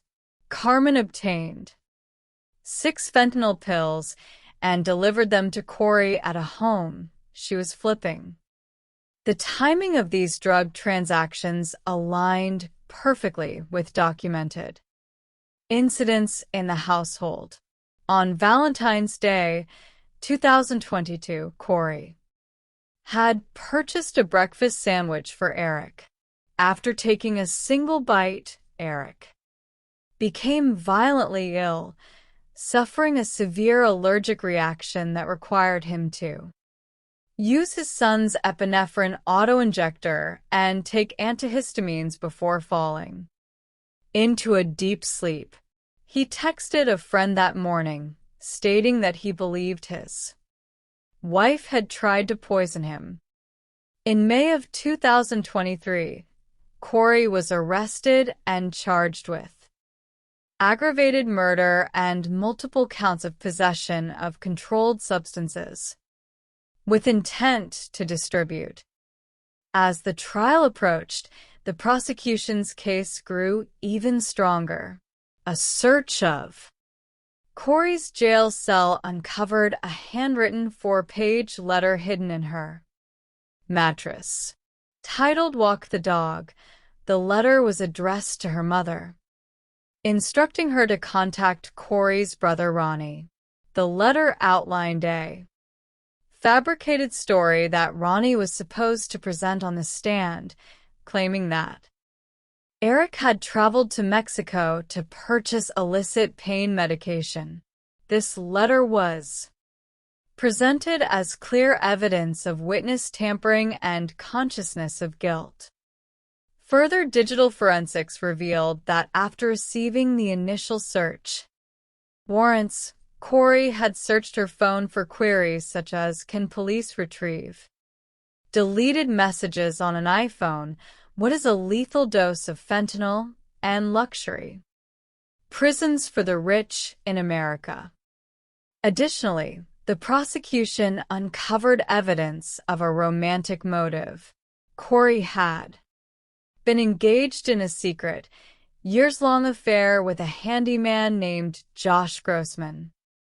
Their text messages revealed that Corey was deeply infatuated with Josh, expressing her desire to divorce Eric and live with Josh in the guest house of the Midway Mansion once she acquired the estate. In one message sent less than 48 hours before Eric's death, she wrote to Josh, "Hang in until Friday. Life is going to be different, I promise." The trial began in Summit County, drawing intense public interest. The prosecution presented a meticulous timeline of financial ruin, secret drug purchases, and romantic obsession. Carmen Lauber took the stand, detailing her role in delivering the fatal pills. Josh Grossman provided emotional testimony, describing how Corey had asked him after Eric's death if he had ever killed anyone during his military service in Iraq and how it had felt. In a dramatic legal gamble, Corey's defense team chose to rest their case immediately following the prosecution's presentation, calling no witnesses and offering no alternative narrative. They argued that the state had failed to prove exactly how the fentanyl had entered Eric's system, as no physical traces of the drug were found in the home's cups or bottles. The gamble failed. The 8-member jury deliberated for less than 3 hours before returning a unanimous verdict of guilty on all counts. Corey was sentenced to life in prison without the possibility of parole.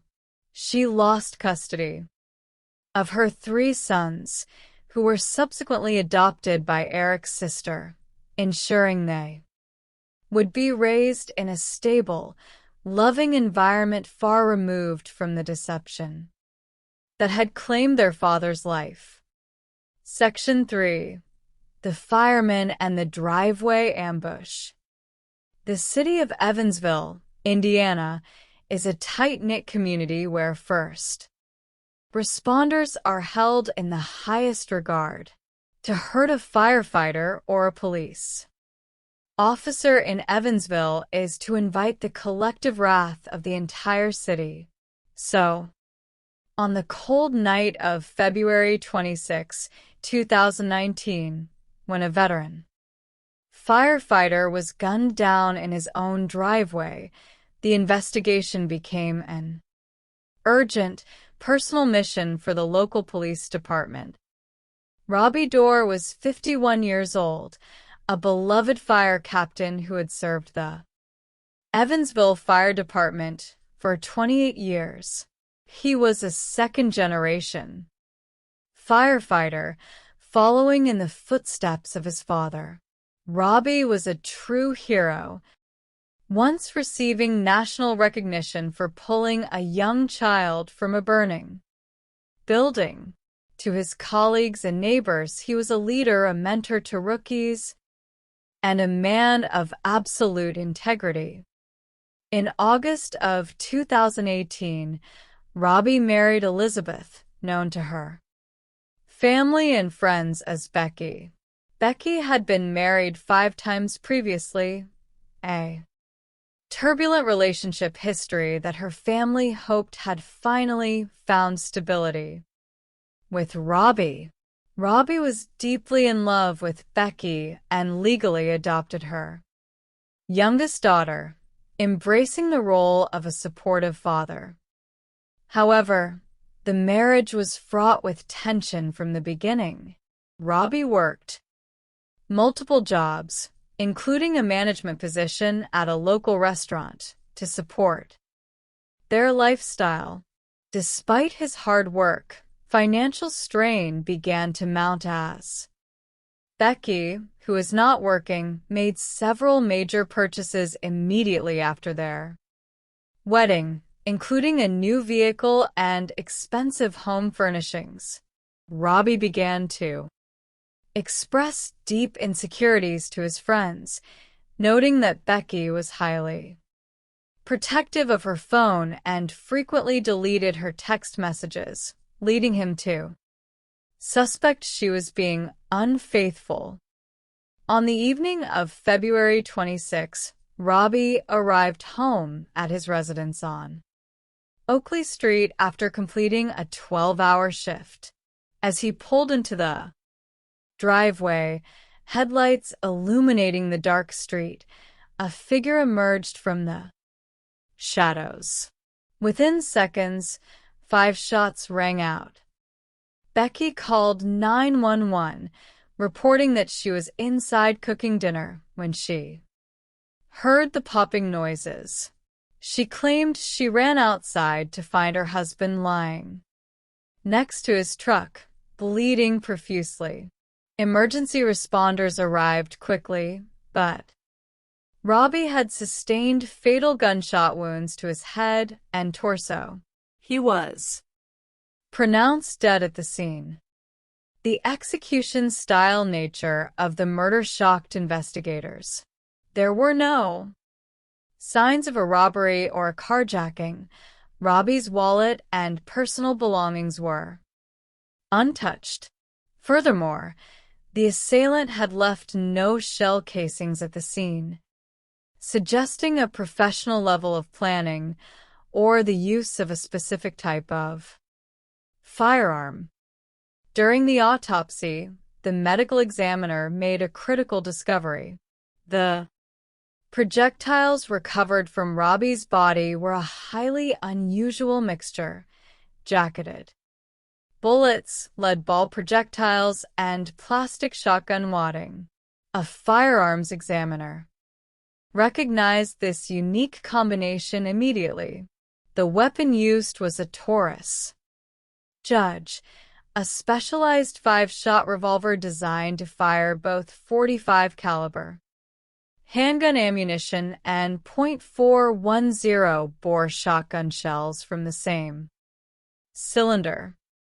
Armed with this information, detectives began to search local records for recent thefts or purchases of this specific, uncommon firearm. They discovered that a Taurus Judge had been reported stolen from River City Pawn, a local pawn shop, just months prior to the murder. The investigation took a significant turn when they learned that Larry Richmond, Jr., a young employee at the pawn shop, had stolen the weapon. More importantly, Larry Jr. had given the stolen handgun to his father, Larry Richmond Sr. Larry Richmond Sr. was a convicted felon who had recently been released from prison after serving 28 years for a murder he committed when he was 17 years old. He was currently on probation and was living with Becky's younger sister, Mandy, with whom he was romantically involved. As detectives constructed their suspect whiteboard, they realized they were looking at a complex web of familial betrayal. Telephone records obtained from the cellular carrier revealed a startling detail. On the night of the murder, Just minutes before Robbie arrived home, a 4-minute call had occurred between Becky's phone and Larry Richmond Sr.'s phone. This call had been manually deleted from Becky's device before she contacted 911, a detail she repeatedly denied during her initial police interviews. Under intense interrogation, Becky finally admitted to deleting the call, claiming she did so because she feared investigators would assume she was having an affair with Larry Sr. She adamantly denied any involvement in the murder. However, the timing of the call suggested otherwise. Investigators believed Becky had acted as the spotter, calling Larry Sr. to inform him that Robbie was on his way home from his shift, allowing Larry to lie in wait in the dark driveway. The breakthrough in the case came from the high-tech crime unit investigator. John Carter spent several months running advanced algorithms to bypass the secure passcode on Larry Richmond Sr.'s locked iPhone. Once the device was accessed, the location data painted a damning portrait of his movements on the night of the murder. The global positioning system data showed that in the hour leading up to the shooting, Larry's phone was slowly circling the block around Robbie's home, essentially stalking his target. At the precise time of the murder, the phone went completely dark, indicating it had been powered off. Minutes after the shooting, the phone registered activity at a nearby convenience store. Security video from the store showed Larry Sr. entering the building. Despite the freezing winter temperatures, he was wearing only a sleeveless shirt and jeans, looking disheveled and agitated, consistent with someone who had just fled a violent encounter. Further evidence of Larry's guilt emerged from his own family. Larry Jr., eager to distance himself from the homicide, informed detectives that his father had buried a plastic container filled with firearms in the backyard of the home he shared with Mandy. Police executed a search warrant on the property and excavated the yard, recovering several handguns, while the specific Taurus Judge murder weapon was not found. The recovery of the illegal firearms resulted in Larry Sr. being immediately arrested for possession of a firearm by a felon. While in jail awaiting trial, Larry Sr. confided in a cellmate named Muhammad, admitting that he had executed the firefighter in his driveway. He explained that he and Becky were indeed having a secret romantic affair, and they had planned the murder so they could secure Robbie's substantial firefighter pension and life insurance policies. Becky was arrested and charged with murder and conspiracy to commit murder. Her trial in 2022 featured emotional testimony from her own children, who described how their mother had inquired about Robbie's pension on the very night of his death. The jury found her guilty on all counts, and she was sentenced to 90 years in prison. Larry Richmond Sr. was tried subsequently, despite his defense team's efforts to explain away the location data, the mountain of circumstantial evidence, the buried weapons, and his jailhouse confession proved overwhelming. He was found guilty of murder and sentenced to life in prison without the possibility of parole. Today, Robbie Doerr's legacy is honored by the Evansville Fire Department, which dedicated their newest fire engine in his memory, ensuring that his spirit of service and protection continues to roll through the streets of the city he loved. Section 4. The Witch, the Wig, and the Cold Case Pond. The human capacity for elaborate deception is perhaps nowhere more vividly illustrated than in the case of Paul Hicks, a railroad foreman from Ohio whose sociopathic tendencies manifested in a theatrical plot to frame his ex-girlfriend for arson, a plot that ultimately unraveled a 24-year-old cold case murder. In June of 2015, emergency services in Goshen, Ohio, responded to a catastrophic house fire at a residence owned by Paul Hicks. The home, which Paul had purchased as an investment property, was completely engulfed in flames. Fortunately, no one was inside. Paul arrived at the scene the following morning, claiming he had been away at a hotel in northern Ohio for his work with the railway company. He informed investigators that his home was equipped with a high-definition security camera system, and the digital video recorder had been stored inside a fireproof gun safe in the basement. When investigators retrieved and analyzed the video footage, they were presented with a remarkably clear recording of the arson. The video showed a man and a woman wearing protective white Tyvek suits entering the home with gasoline cans. Strangely, the female accomplice had long, curly blonde hair flowing freely over her shoulders, and at one point, she stopped directly beneath the camera looking up to ensure her face was recorded. The pair poured gasoline throughout the living room, ignited it, and fled just as the home exploded. Paul immediately identified the female arsonist as his ex-girlfriend, Kelly. He claimed they were embroiled in a bitter custody battle over their young son, Daniel, and that Kelly had been harassing him relentlessly. He produced his cellular phone, showing a call log with over 90 missed calls from Kelly's number on the night of the fire. He also provided a previous video of a woman with the same hair and physical build damaging his hot tub earlier that year. Based on this evidence, Kelly was arrested and handcuffed in front of her family.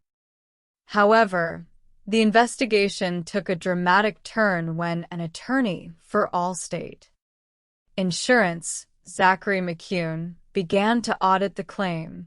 Zachary noted several inconsistencies that did not pass the smell test. The arsonists on the video seemed remarkably relaxed, taking their time to pose for the cameras. More importantly, when investigators subpoenaed Kelly's actual telephone records, they discovered she had made 0 calls to Paul on the night of the fire. Further investigation into the technology used to place the calls revealed that someone had used an application called Spoof Card to mask the caller identification, making it appear as though the calls originated from Kelly's phone. The Internet Protocol address used to access the application was traced directly to a cellular phone in Paul's possession. The depth of Paul's deception was fully realized when investigators executed search warrants on financial records associated with Paul's new romantic partner. They discovered a receipt for a blonde wig purchased from a local specialty shop, matching the hair of the woman in the video. Most astonishingly, they found a $368 transaction with a website called That's My Face. The company specialized in creating realistic, three-dimensional silicone masks from photographs. Paul had uploaded several photos of Kelly from her social media accounts to have a custom mask of her face manufactured. Paul had constructed an elaborate, theatrical plot. He had dressed his new girlfriend in a wig and a custom silicone mask of his ex-wife's face, filmed her setting fire to his own investment property, and used spoofed phone calls to create a false trail of harassment.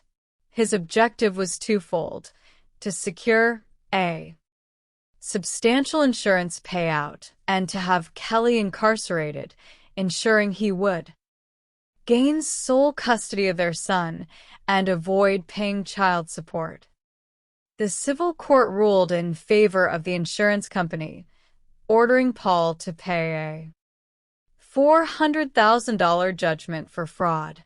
Paul subsequently pleaded guilty to insurance fraud and was sentenced to probation. Kelly was fully cleared of all charges, and her son was returned to her. But the exposure of Paul's sociopathic behavior in the arson case caught the attention of cold case investigators in Huron County, Ohio. They recalled that in October of 2001, Paul's first wife, Regina Roe Hicks, had died under highly suspicious circumstances. Regina was 25 years old, a vibrant, independent young woman who loved country music and her 4-year-old son, Montana. She had recently filed for divorce from Paul, utilizing an insurance settlement from a previous, suspicious house fire to purchase a white Chevrolet Camaro and establish her independence. On the night of October 18, 2001, Regina vanished after shopping with her new boyfriend. She was scheduled to pick up Montana from Paul at the home of his best friend, Stephen Gates, but she never arrived. 4 days later, her white Camaro was discovered submerged in a local farm pond. Regina's body was found inside the vehicle, but her positioning was highly unusual. She was crumpled on the passenger side floorboard, with her feet tucked under the console, while the driver's seat was pushed far back to accommodate a much larger person. The driver's side window was completely down. The autopsy revealed that Regina had sustained 3 blunt force strikes to the top of her scalp, sufficient to render her unconscious, but not to kill her. The presence of water and mud in her lungs proved she was alive, but unconscious when the vehicle was driven into the pond, causing her to drown.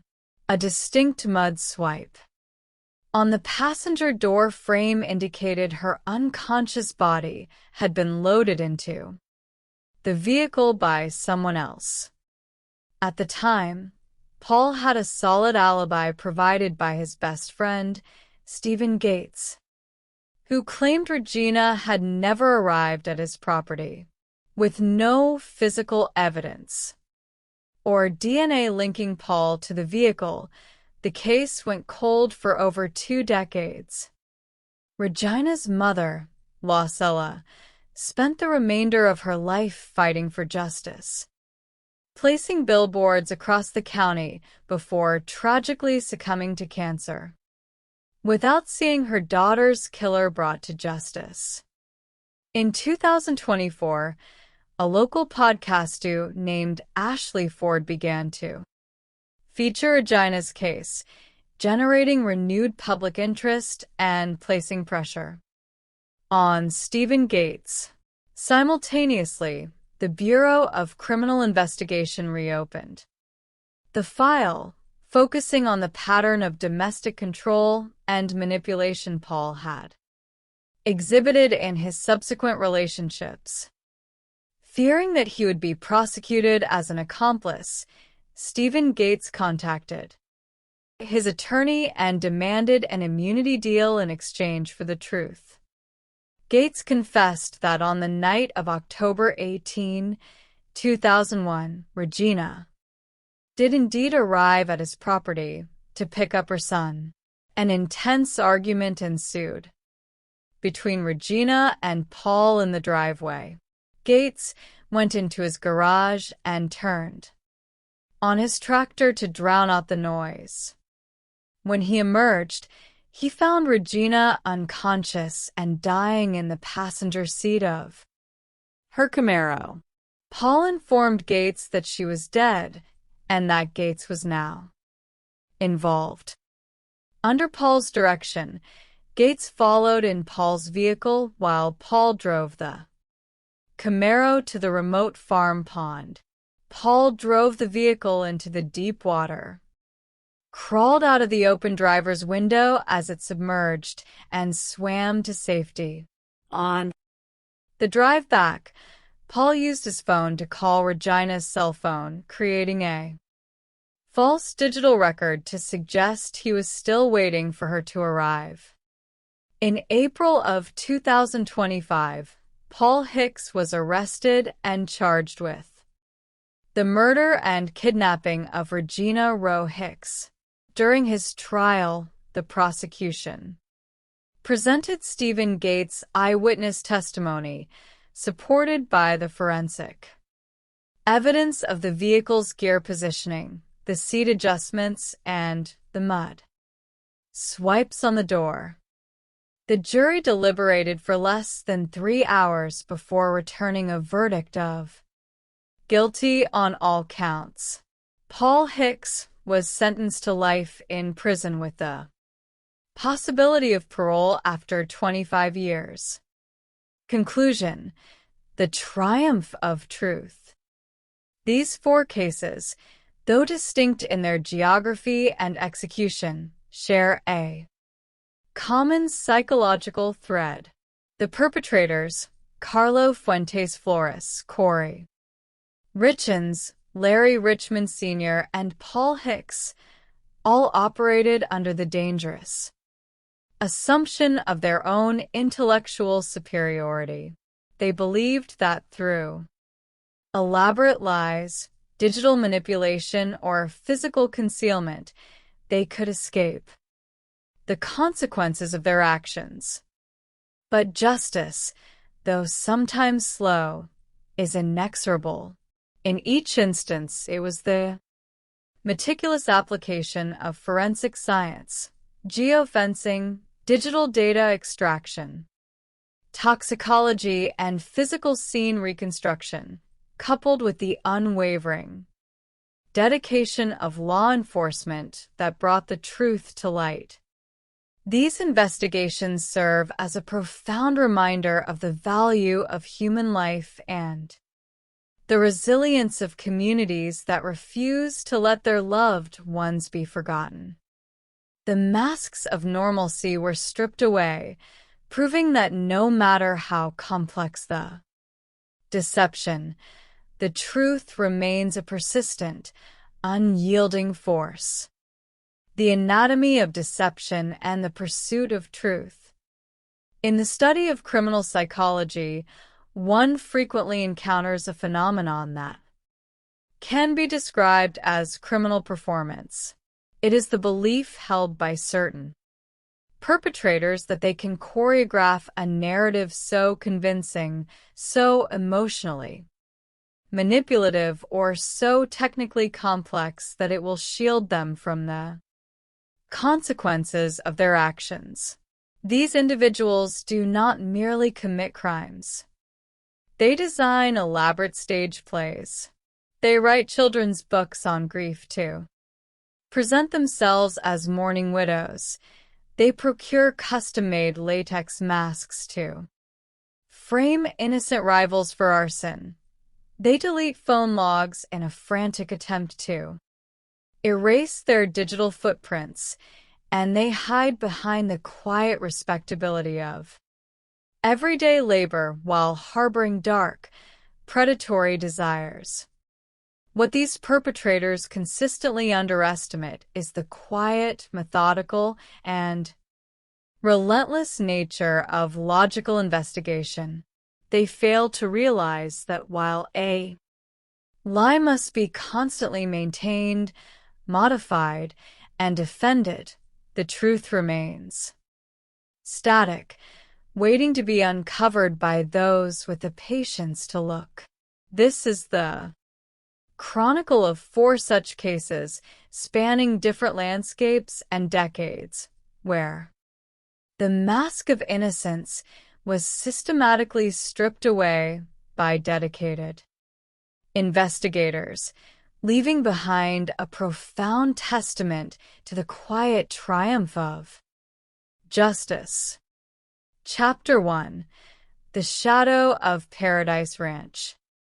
The landscape of Paso Robles, California, is often described in terms that evoke a tranquil paradise, known historically as El Paso de Robles, or the Pass of the Oaks. The region is characterized by rolling hills, majestic oak trees, and sprawling vineyards that bask in the golden California sun.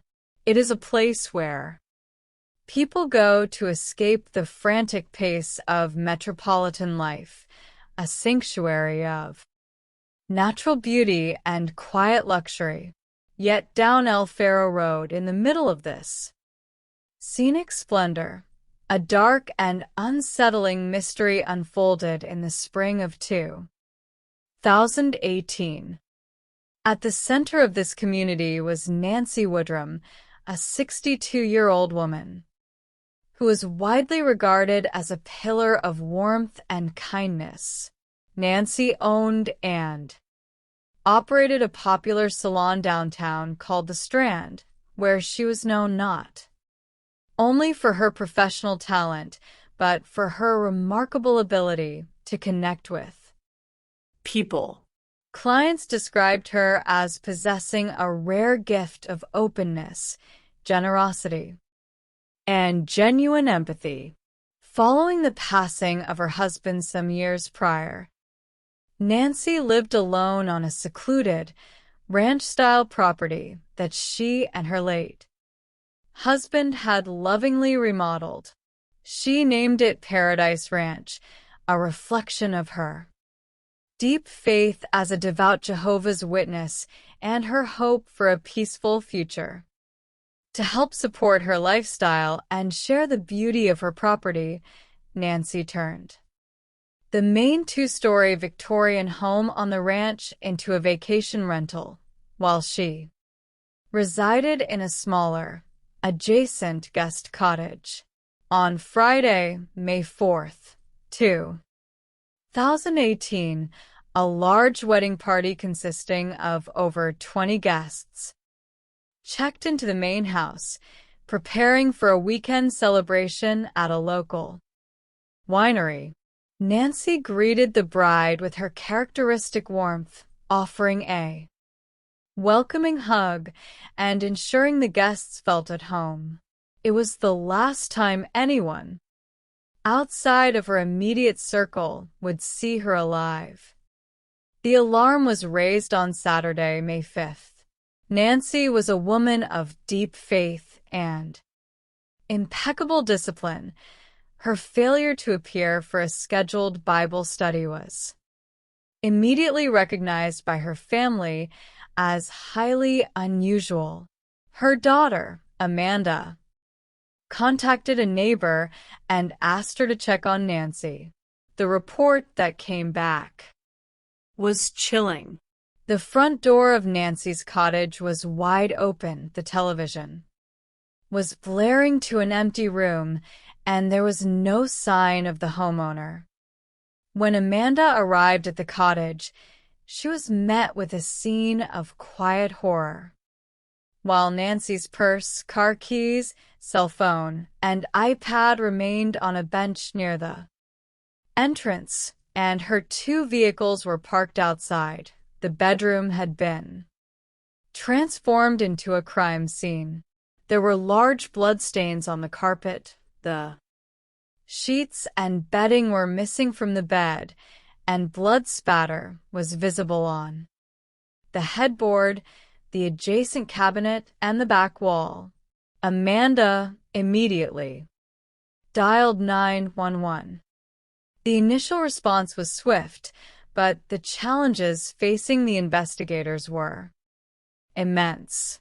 Reserve Detective Clinton Cole, along with Senior Deputy Degnan of the San Luis Obispo County Sheriff's Office, arrived to find a highly complex environment.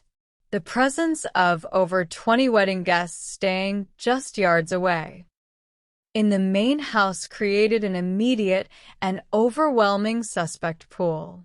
Had an outsider wandered onto the property, or was the perpetrator someone within the wedding party who had easy access to Nancy's residence? The scene itself spoke loudly to the investigators. There were no signs of forced entry, suggesting either that Nancy knew her attacker or that the attacker had slipped in through an unlocked door in the quiet hours of the night. In the driveway, Detective Cole noticed 2 fresh tire tracks and scuffle marks on the ground, indicating a physical struggle and a hurried departure.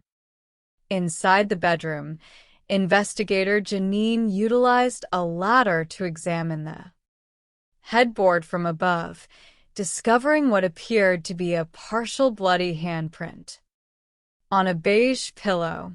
This print suggested a struggle in which a pillow may have been used to incapacitate or suffocate the victim. As the investigation commenced on the property, a critical discovery was made. Some miles away, an officer with the California Highway Patrol located a bundle of bedding and clothing discarded on the side of La Ponza Road, approximately 6 to 7 miles from Paradise Ranch. The items included a gingham print, pillowcase, a dress, shorts, and a shirt. Amanda later confirmed that these items belonged to her mother. The presence of blood on the discarded bedding strongly suggested that Nancy had been wrapped in her own sheets and transported from the property, either severely injured or deceased.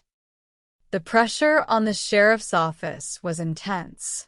The community was gripped by fear, and the sheer volume of potential suspects required meticulous, time-consuming labor. Investigators systematically interviewed every member of the wedding party. One guest, whose whereabouts during the rehearsal dinner on Friday night were initially unclear, became a focus of intense scrutiny. He initially showed reluctance to cooperate, raising immediate red flags. However, after detectives conducted a follow-up interview at his home in Northern California, his wife provided photographic evidence confirming his presence at the rehearsal dinner, and he voluntarily submitted a DNA sample, clearing him of suspicion. Other leads were pursued with equal diligence. Sean Bloom, a general contractor, who had recently been fired by Nancy after a heated dispute over unfinished work, was identified as a person of interest. Bloom had sent contentious text messages demanding payment, but he ultimately came forward voluntarily, provided his DNA, and was ruled out. The investigation even turned toward Nancy's estranged son, Chad, who had experienced a difficult relationship with his Mother due to religious differences. Chad was highly distrustful of law enforcement and refused to provide a DNA sample. Detectives placed him under surveillance, and after observing him discard beer bottles in public, they retrieved the bottles for testing. The results cleared Chad as well. By the end of the first few months, the investigation had reached a frustrating impasse. Every logical suspect had been cleared, and the physical evidence had yet to yield a match in the national DNA database. It was at this critical juncture that the San Luis Obispo County Sheriff's Office decided to employ a cutting-edge investigative tool, Google geofencing. Geofencing allows investigators to establish a virtual boundary around a specific geographic area during a precise window of time. By serving a search warrant to Google, detectives could identify which cellular devices had location services active within that boundary. The timeline was established using a critical piece of data, an interrupted 911 call placed from Nancy's account at 12:17 in the morning on Saturday, May 5th, which had lasted for 0 seconds before being abruptly terminated. The geofence data returned by Google was illuminating. While the devices of the wedding guests were dormant or quiet, reflecting a group of people asleep after a long rehearsal dinner, one specific device was active. It pinged inside Nancy's studio cottage at 1:33 and again at 1:52 in the morning. This device did not belong to any wedding guest, nor did it belong to Nancy. When the subscriber information for the device was returned, it revealed a name that immediately resonated with the investigators: Carlo Fuentes Flores. Carlo Fuentes Flores was a local painter who had been hired to perform work on Paradise Ranch to prepare the property for sale. When interviewed early in the case, he had been cooperative, mild-mannered, and friendly. He had even shared a pleasant anecdote about Nancy offering him a tamale and praising his work ethic. He was a husband, a father, and had no criminal record in either the United States or Mexico. To the casual observer, he was an ordinary, hard-working craftsman. However, a deeper digital analysis of Fuentes Flores' phone records and internet history revealed a starkly different persona. Beneath the facade of the polite painter lay a dark, secret life. His search history was filled with queries for older women, cougar pornography, and local escorts. Furthermore, investigators discovered numerous self-recorded videos on his phone depicting sexual encounters with various women. The psychological profile that emerged was one of a man who compartmentalized his life, maintaining a respectable exterior while indulging in secretive, impulsive behaviors. Fuentes Flores was familiar with Paradise Ranch, understood its layout, knew Nancy lived alone, and was aware of her daily routines. Detectives placed Fuentes Flores under close surveillance. When he visited a local restaurant with his wife, investigators observed him drinking from a plastic Coca-Cola bottle. Once he departed, leaving the bottle on the table. Detectives secured it as abandoned property in a public place. The DNA retrieved from the bottle was compared to the DNA found within the bloody handprint on the pillow in Nancy's bedroom. It was a perfect match. On the day of his arrest, Fuentes Flores was brought into an interrogation room at the sheriff's North Station in Templeton. Detective Cole and his partner, Dave, conducted the interview with deliberate patience. They initially asked him general questions about his work at the ranch, establishing his familiarity with the property and Nancy's cottage. Fuentes Flores maintained his polite, cooperative demeanor, claiming he did not even know Nancy stayed in that specific studio. Then the investigators shifted their strategy. They confronted him with the fact that they had spent thousands of hours on the case and possessed irrefutable scientific evidence, placing him in the room. The psychological shift was visible.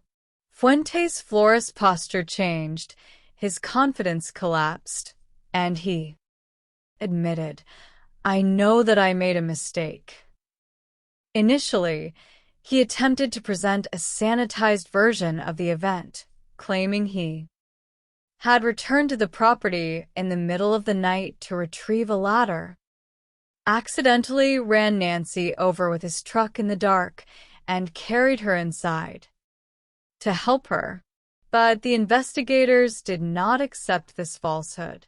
They pushed further, questioning him about the nature of the struggle and the blood in the bedroom. Finally, the gravity of the evidence forced the full truth from him. He admitted that he had gone to the property with the explicit intent of raping Nancy. He broke into her cottage, assaulted her, committed the sexual assault, and then, fearing detection, held a pillow over her face for 45 minutes until she ceased breathing. In a moment of apparent contrition, Fuentes Flores offered to lead the investigators to her remains. He was placed in a vehicle and directed detectives due east for over an hour, deep into the arid, rugged terrain of the Carrizo Plain. After several wrong turns in the vast, nondescript landscape, Fuentes Flores pointed toward a small, unnatural circle of stacked rocks.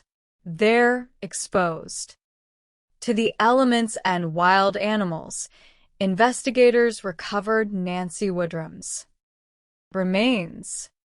Rather than face a public trial, Fuentes Flores ultimately agreed to a slow plea, preserving his right to appeal but allowing the judge to review the written evidence. He was found guilty of first-degree murder with the special circumstance of rape and burglary. He was sentenced to life in prison without the possibility of parole, ensuring he would never again walk free. For Amanda and the community of Paso Robles, the resolution brought a somber sense of justice, proving that even in the most remote corners of the Oaks, the truth cannot be permanently buried. Chapter 2. The author of her own plot. The desire for control often manifests in the creation of a false narrative. In the mountain community of Summit County, Utah, this desire took the form of a self-published children's book. The case of Corey Richens is a profound study in the contrast between a carefully constructed public image of maternal devotion and the cold, calculated reality of financial desperation and murder. Eric Richens was a 39-year-old resident of Kamas, Utah, who epitomized the rugged, hard-working spirit of the American West.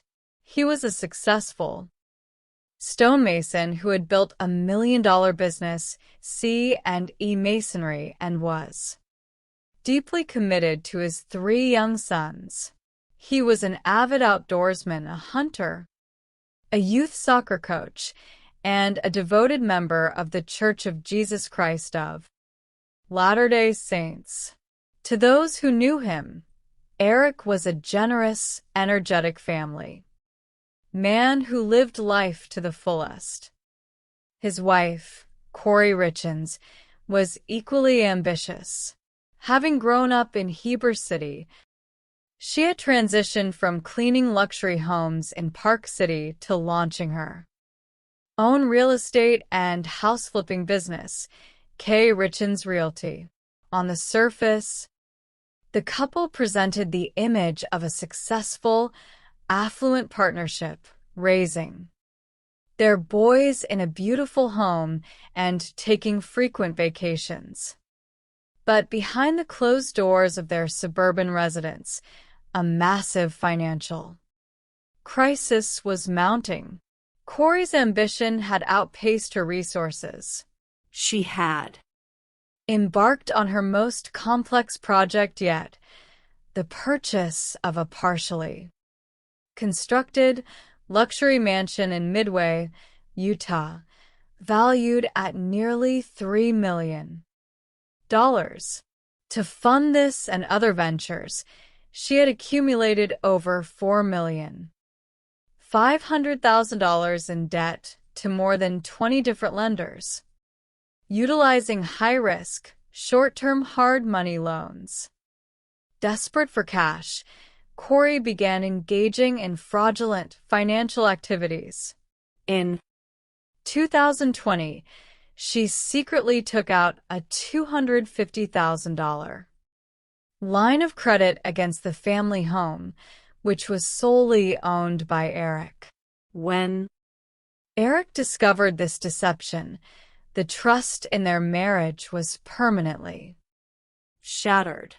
He began consulting with a divorce attorney and quietly altered his estate plan.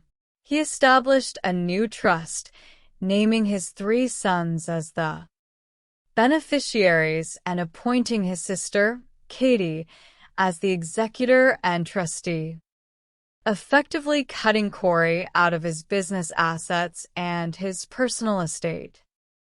Eric's family also harbored deep suspicions regarding Corey's behavior. In 2019, during a trip to Greece, Eric had become violently ill after drinking a beverage presented by Corey, prompting him to call his sister and express his fear that his wife was attempting to poison him. A more severe incident occurred on Valentine's Day, 2022. Corey purchased a toasted bagel sandwich from a local diner and left it for Eric with a loving note.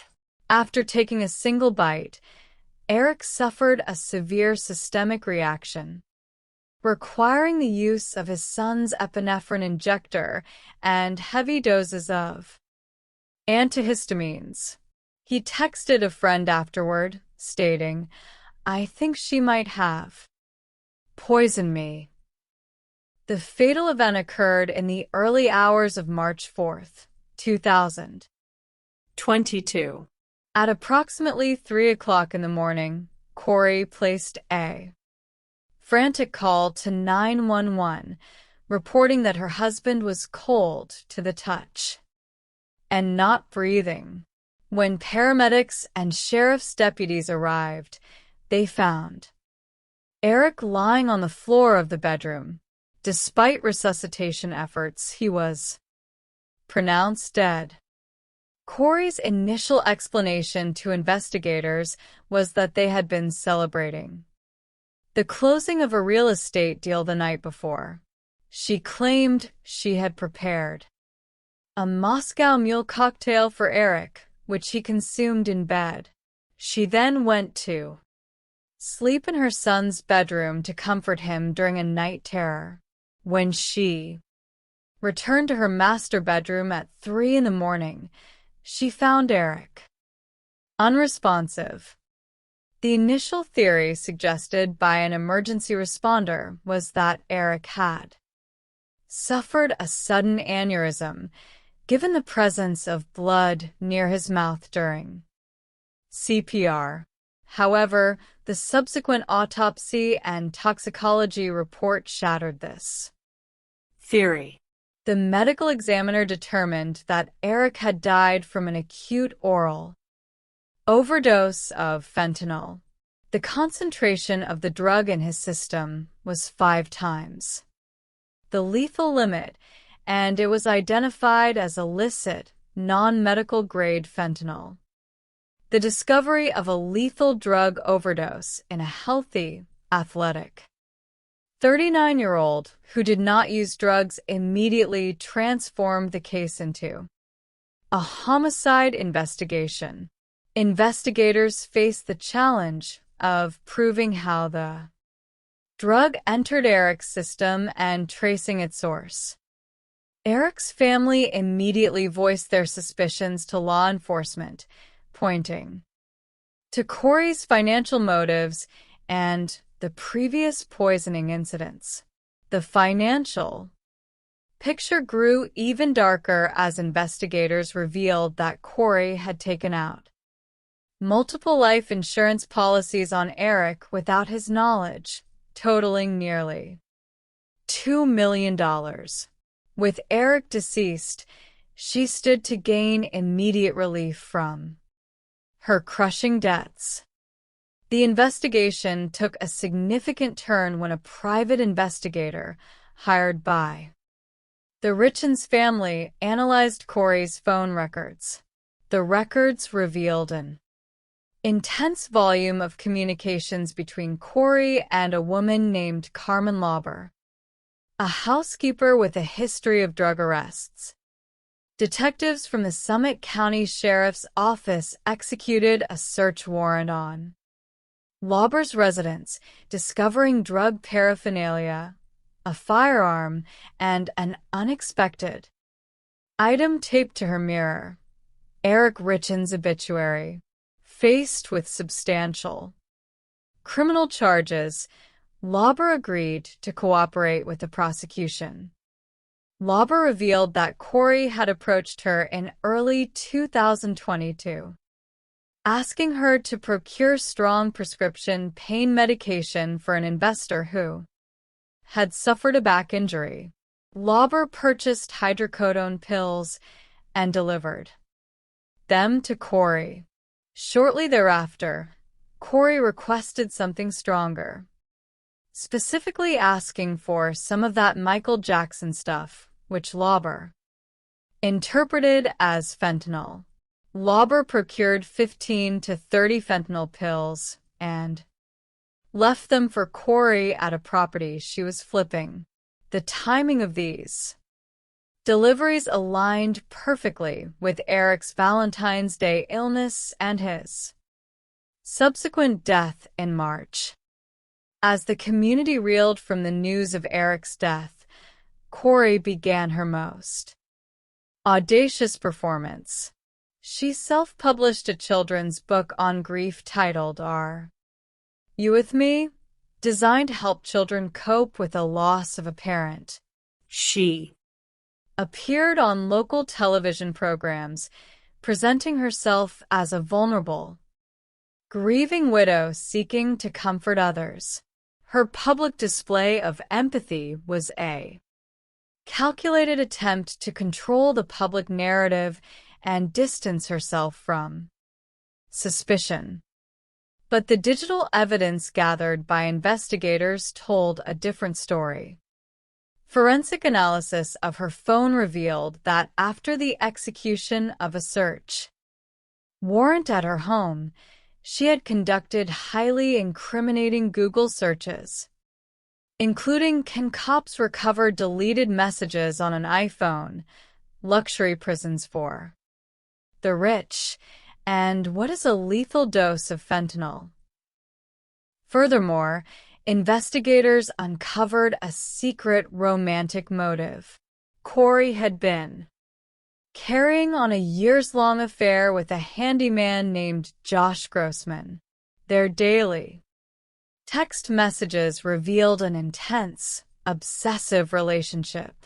In February 2022, Corey had texted Grossman stating, if he could just go away, life would be so perfect.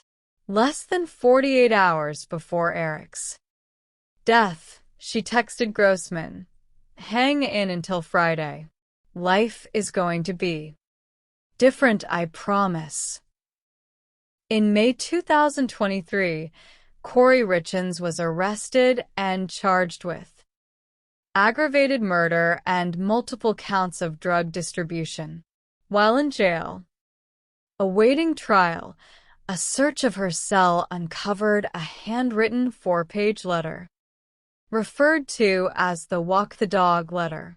In it, Corey instructed her mother to tell her brother to testify falsely that Eric had obtained fentanyl from Mexico, an obvious attempt at witness tampering.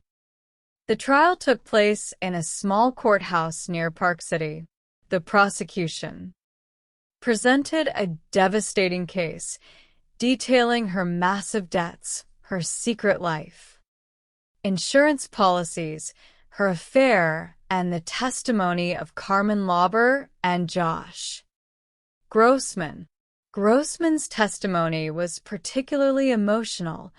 He recounted a quiet conversation in Corey's car after Eric's death, where she asked him if he had ever killed anyone during his military service in Iraq, and how it made him feel. In a dramatic move that stunned the courtroom, the defense team, led by public defenders Kathy Nestor and Wendy Lewis, rested their case without calling a single witness or presenting any evidence. They argued that the prosecution had failed to prove the physical mechanism of how the drug was administered, but the jury was unpersuaded.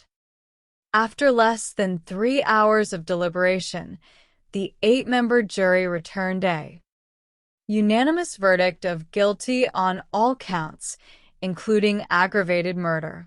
4. Eric's family and his 3 young sons, who were ultimately adopted by Eric's sister. The verdict brought definitive closure, exposing the author of Are You With Me? As the author of her husband's death. Chapter 3: The Deleted Call and the Hand Cannon. The city of Evansville, Indiana, is a close-knit, working-class community where neighbors look out for one another, and first responders are held in high esteem. In February 2019, this quiet city was shattered by the brutal ambush of Robert Dorr, a beloved 28-year veteran of the Evansville Fire Department. Robbie Dorr was a man who dedicated his life to service. He was a leader within his department, known for training rookie firefighters and rescuing a child from a burning building earlier in his career. To support his family, Robbie worked multiple secondary jobs, including managing a local restaurant. He was described as a gentle giant, a devoted father, and a reliable friend. Robbie was married to Elizabeth Becky Fox Dorr. The couple had been married for only 6 months, a relationship that had developed quickly. Becky, who had been married 5 times previously, presented herself as a stay-at-home wife, striving for a peaceful life. But behind the scenes, the marriage was fraught with severe financial tension and suspicion. Robbie had exhausted his credit to provide for Becky's lifestyle, including purchasing a new vehicle and home furnishings. He had begun to suspect Becky of infidelity, noting that she was highly protective of her cell phone and frequently deleted her text messages. His suspicions were entirely correct. Becky was engaged in a secret, passionate affair with Larry Richmond Sr., a convicted murderer who was currently on probation. In a bizarre twist of interpersonal relationships, Larry Richmond Sr. was actually living with and engaged to Becky's younger sister, Mandy. The complex web of deception meant that Larry and Becky frequently crossed paths, even participating in double dates with Robbie and Mandy. On the night of February 26, 2019, Robbie arrived home after completing a grueling 12-hour shift at the fire department. As he pulled his truck into the driveway of his Oakley Street home, he was ambushed in the dark. He was shot multiple times at close range, running out of his shoes in a desperate attempt to escape his killer before collapsing on the concrete. Becky placed a 911 call, claiming she was inside cooking pork chops and macaroni and cheese when she saw Robbie's headlights and heard popping noises. When first responders arrived, they found Robbie deceased.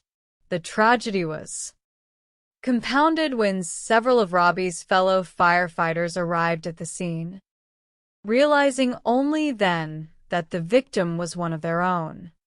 The initial investigation was hampered by a complete lack of physical evidence. At the scene, no shell casings were recovered, which was highly unusual for a multi-shot homicide.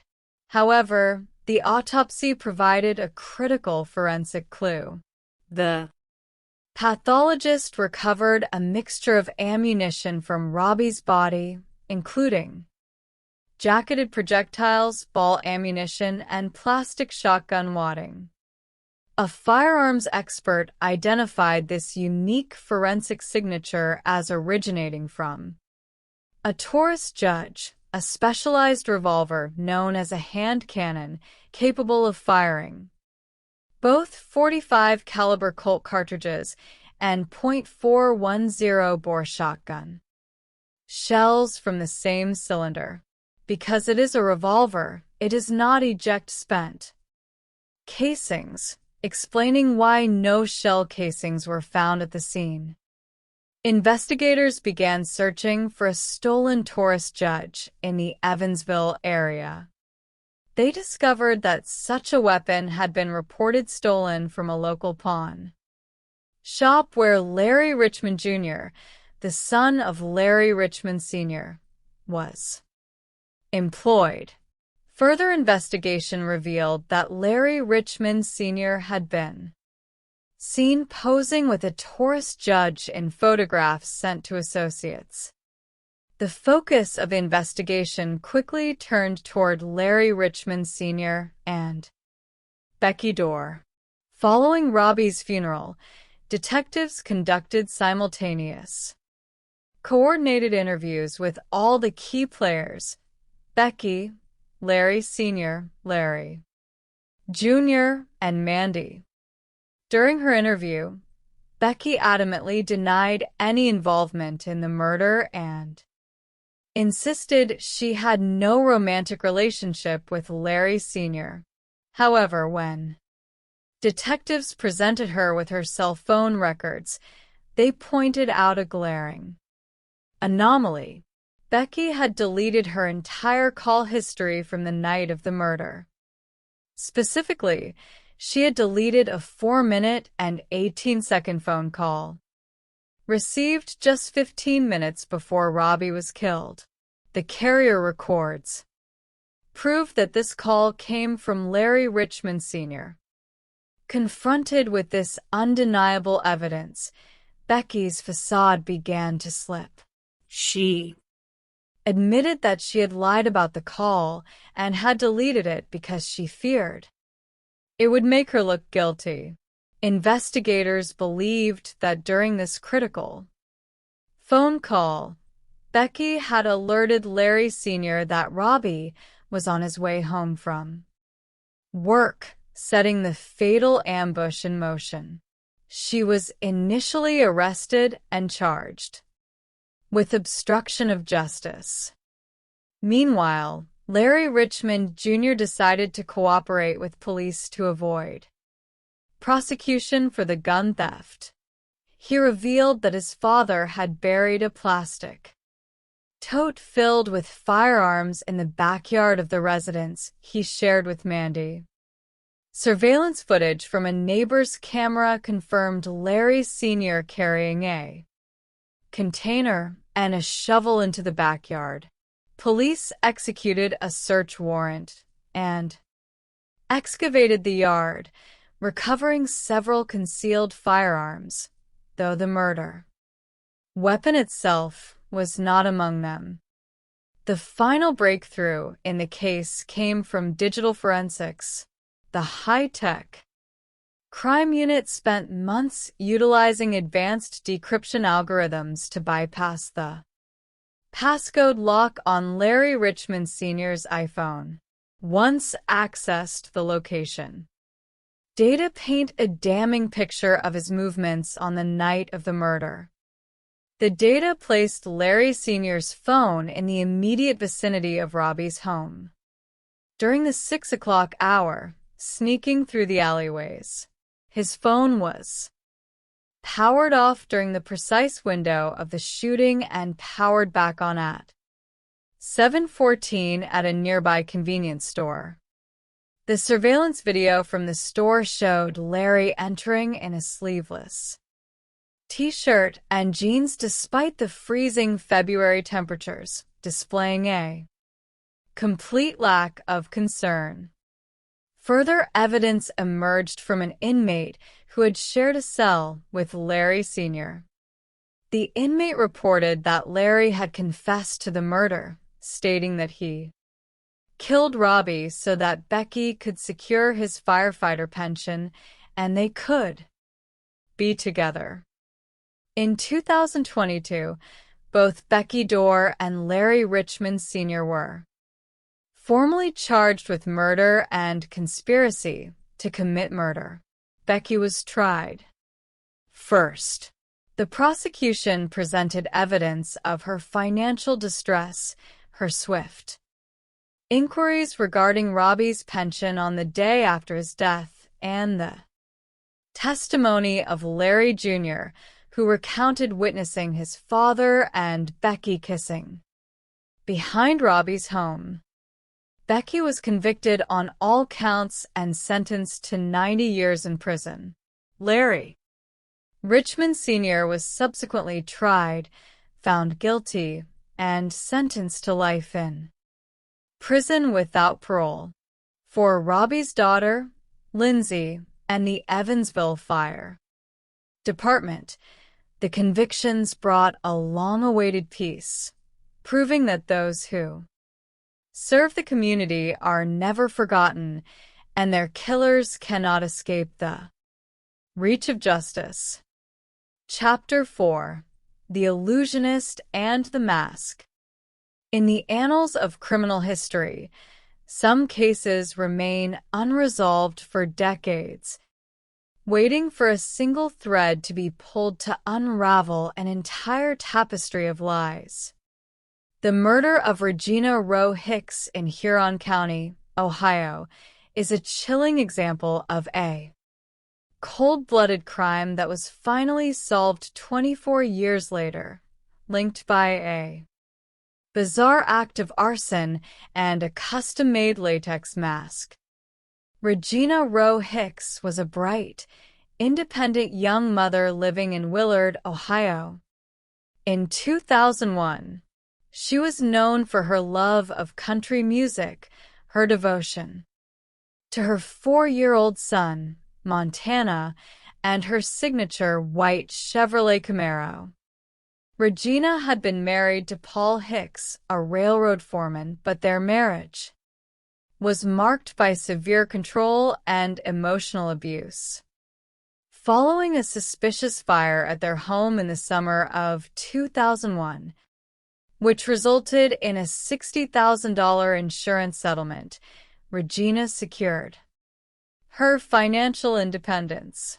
She filed for divorce, purchased her Camaro, and began building a new life.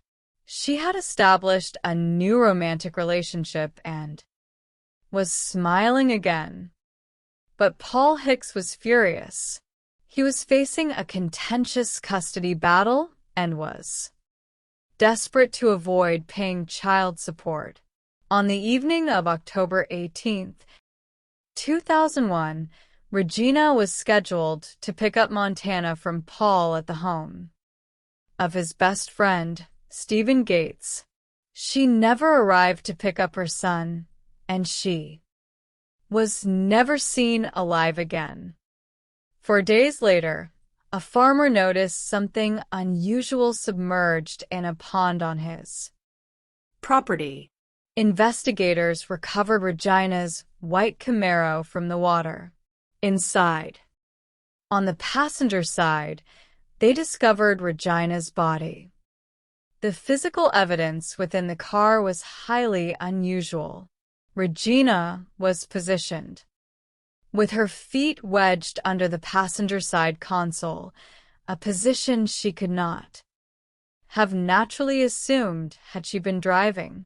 The driver's seat was pushed all the way back, indicating a much larger person had been driving, and the driver's window was rolled down. Furthermore, mud was caked inside the back of her boots and her folded jeans, suggesting she had been dragged through a muddy area before being placed in the vehicle.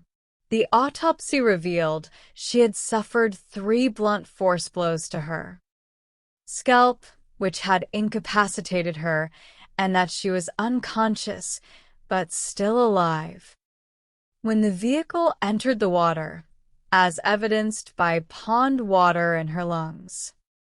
Despite strong suspicions pointing toward Paul Hicks, the investigation stalled. He maintained that Regina had never arrived at the property that night and suggested she had disappeared due to drug involvement, a claim that was entirely refuted by her negative toxicology report, with no physical evidence linking him to the scene. The case grew cold. 14 years later, in June 2015, a massive structure fire occurred at a home in Goshen, Ohio, owned by Paul Hicks. The home was an investment property, and Paul claimed he was staying in a Hotel 100 miles away for his railroad job at the time of the fire. Remarkably, Paul's high-end surveillance system survived the fire inside too. Fireproof gun safes. The video footage captured a man and a woman in white Tyvek suits entering the home, carrying gas cans, and setting the property ablaze. The woman on the video had long, curly blonde hair and appeared to look directly into the camera. Paul Hicks immediately pointed the finger at his ex-girlfriend, Kelly, with whom he was currently engaged in a bitter custody dispute over their son, Daniel. He claimed Kelly had been harassing him, showing investigators his phone log, which depicted over 90 incoming calls from her number on the night of the fire. He also produced a prior video of a woman resembling Kelly damaging his hot tub. Based on Paul's statements and the surveillance footage, Kelly was arrested.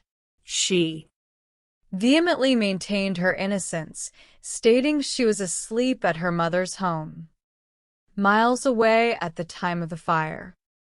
The case took a dramatic turn when an independent investigator representing the Insurance company Zach McCune began analyzing the evidence.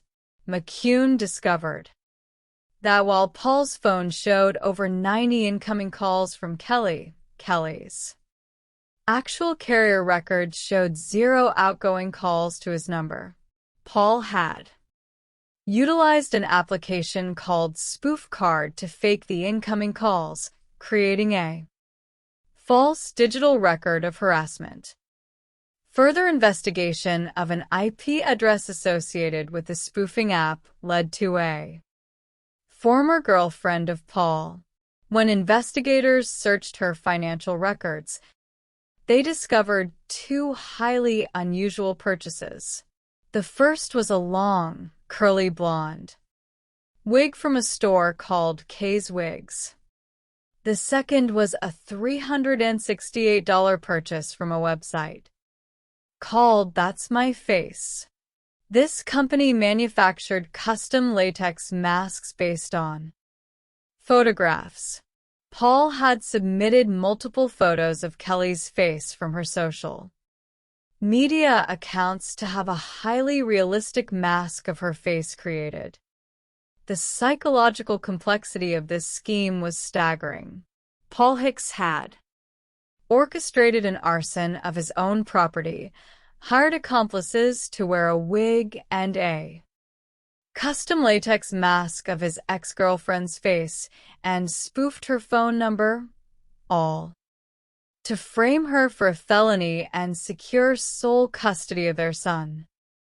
While Paul was prosecuted for insurance fraud and placed on probation, the exposure of his elaborate framing scheme caught the attention of the Ohio Bureau of Criminal Investigation, who were actively reviewing the cold case murder of Regina.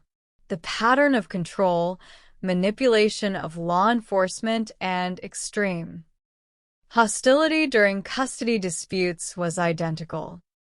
A local podcaster, Ashley Ford, began broadcasting details of the Regina Hicks case, generating renewed public interest and putting pressure on local authorities.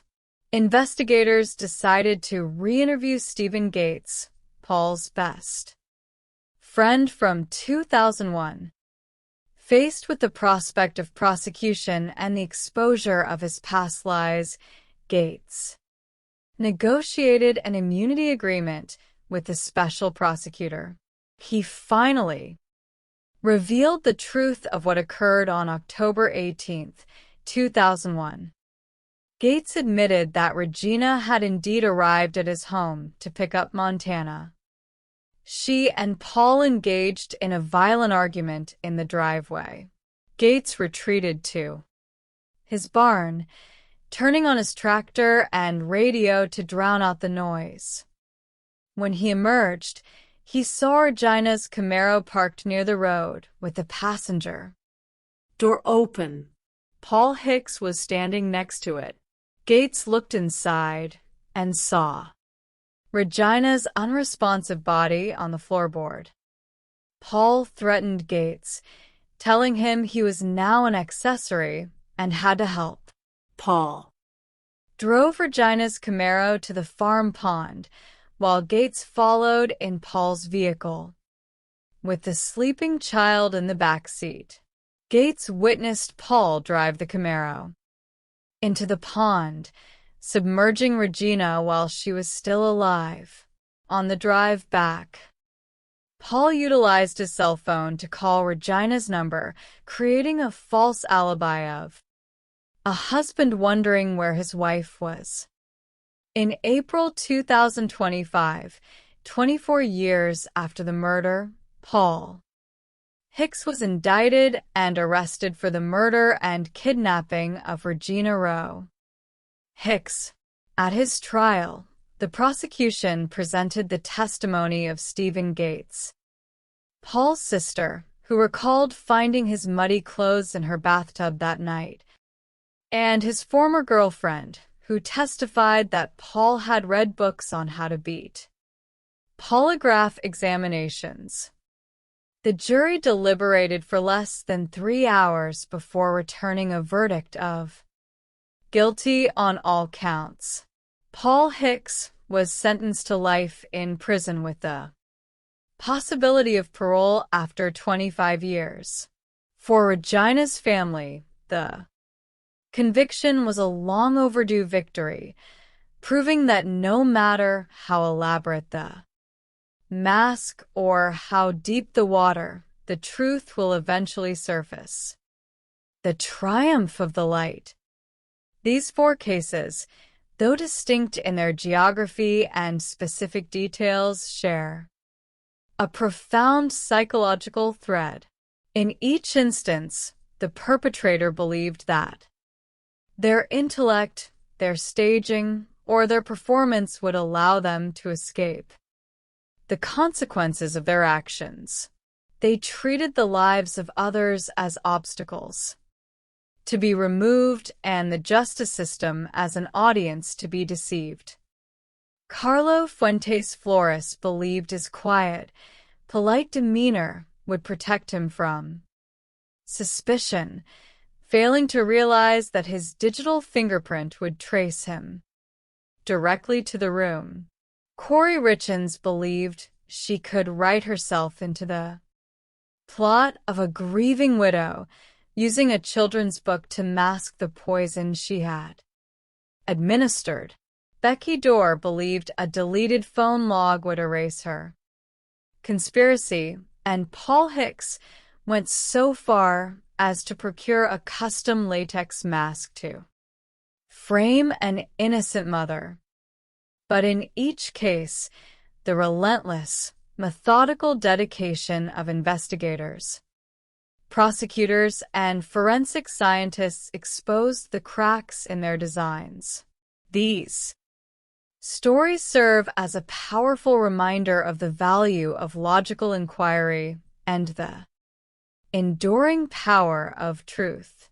They honor the memory of the victims, Nancy Woodrum, Eric Richens, Robbie Dorr, and Regina Rowe Hicks. Their lives were cut short by calculated malice, but their legacies endure, protected by a system of justice that refuses to allow the light of truth to be extinguished. The anatomy of domestic deception. The study of criminal psychology frequently reveals a striking paradox.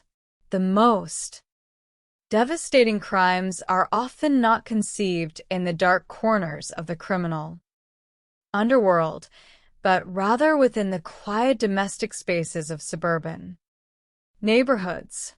These are environments where the illusion of safety is meticulously maintained, and where perpetrators construct elaborate masks of normalcy to conceal a developing rot of greed, vanity, and resentment. To understand these dynamics, one must examine the subtle shifts that occur before a crime is committed. The transition from a troubled relationship to a calculated act of violence is rarely sudden. Instead, it is a slow, deliberate erosion of empathy driven by a growing belief that the perpetrator can outsmart the structures of justice.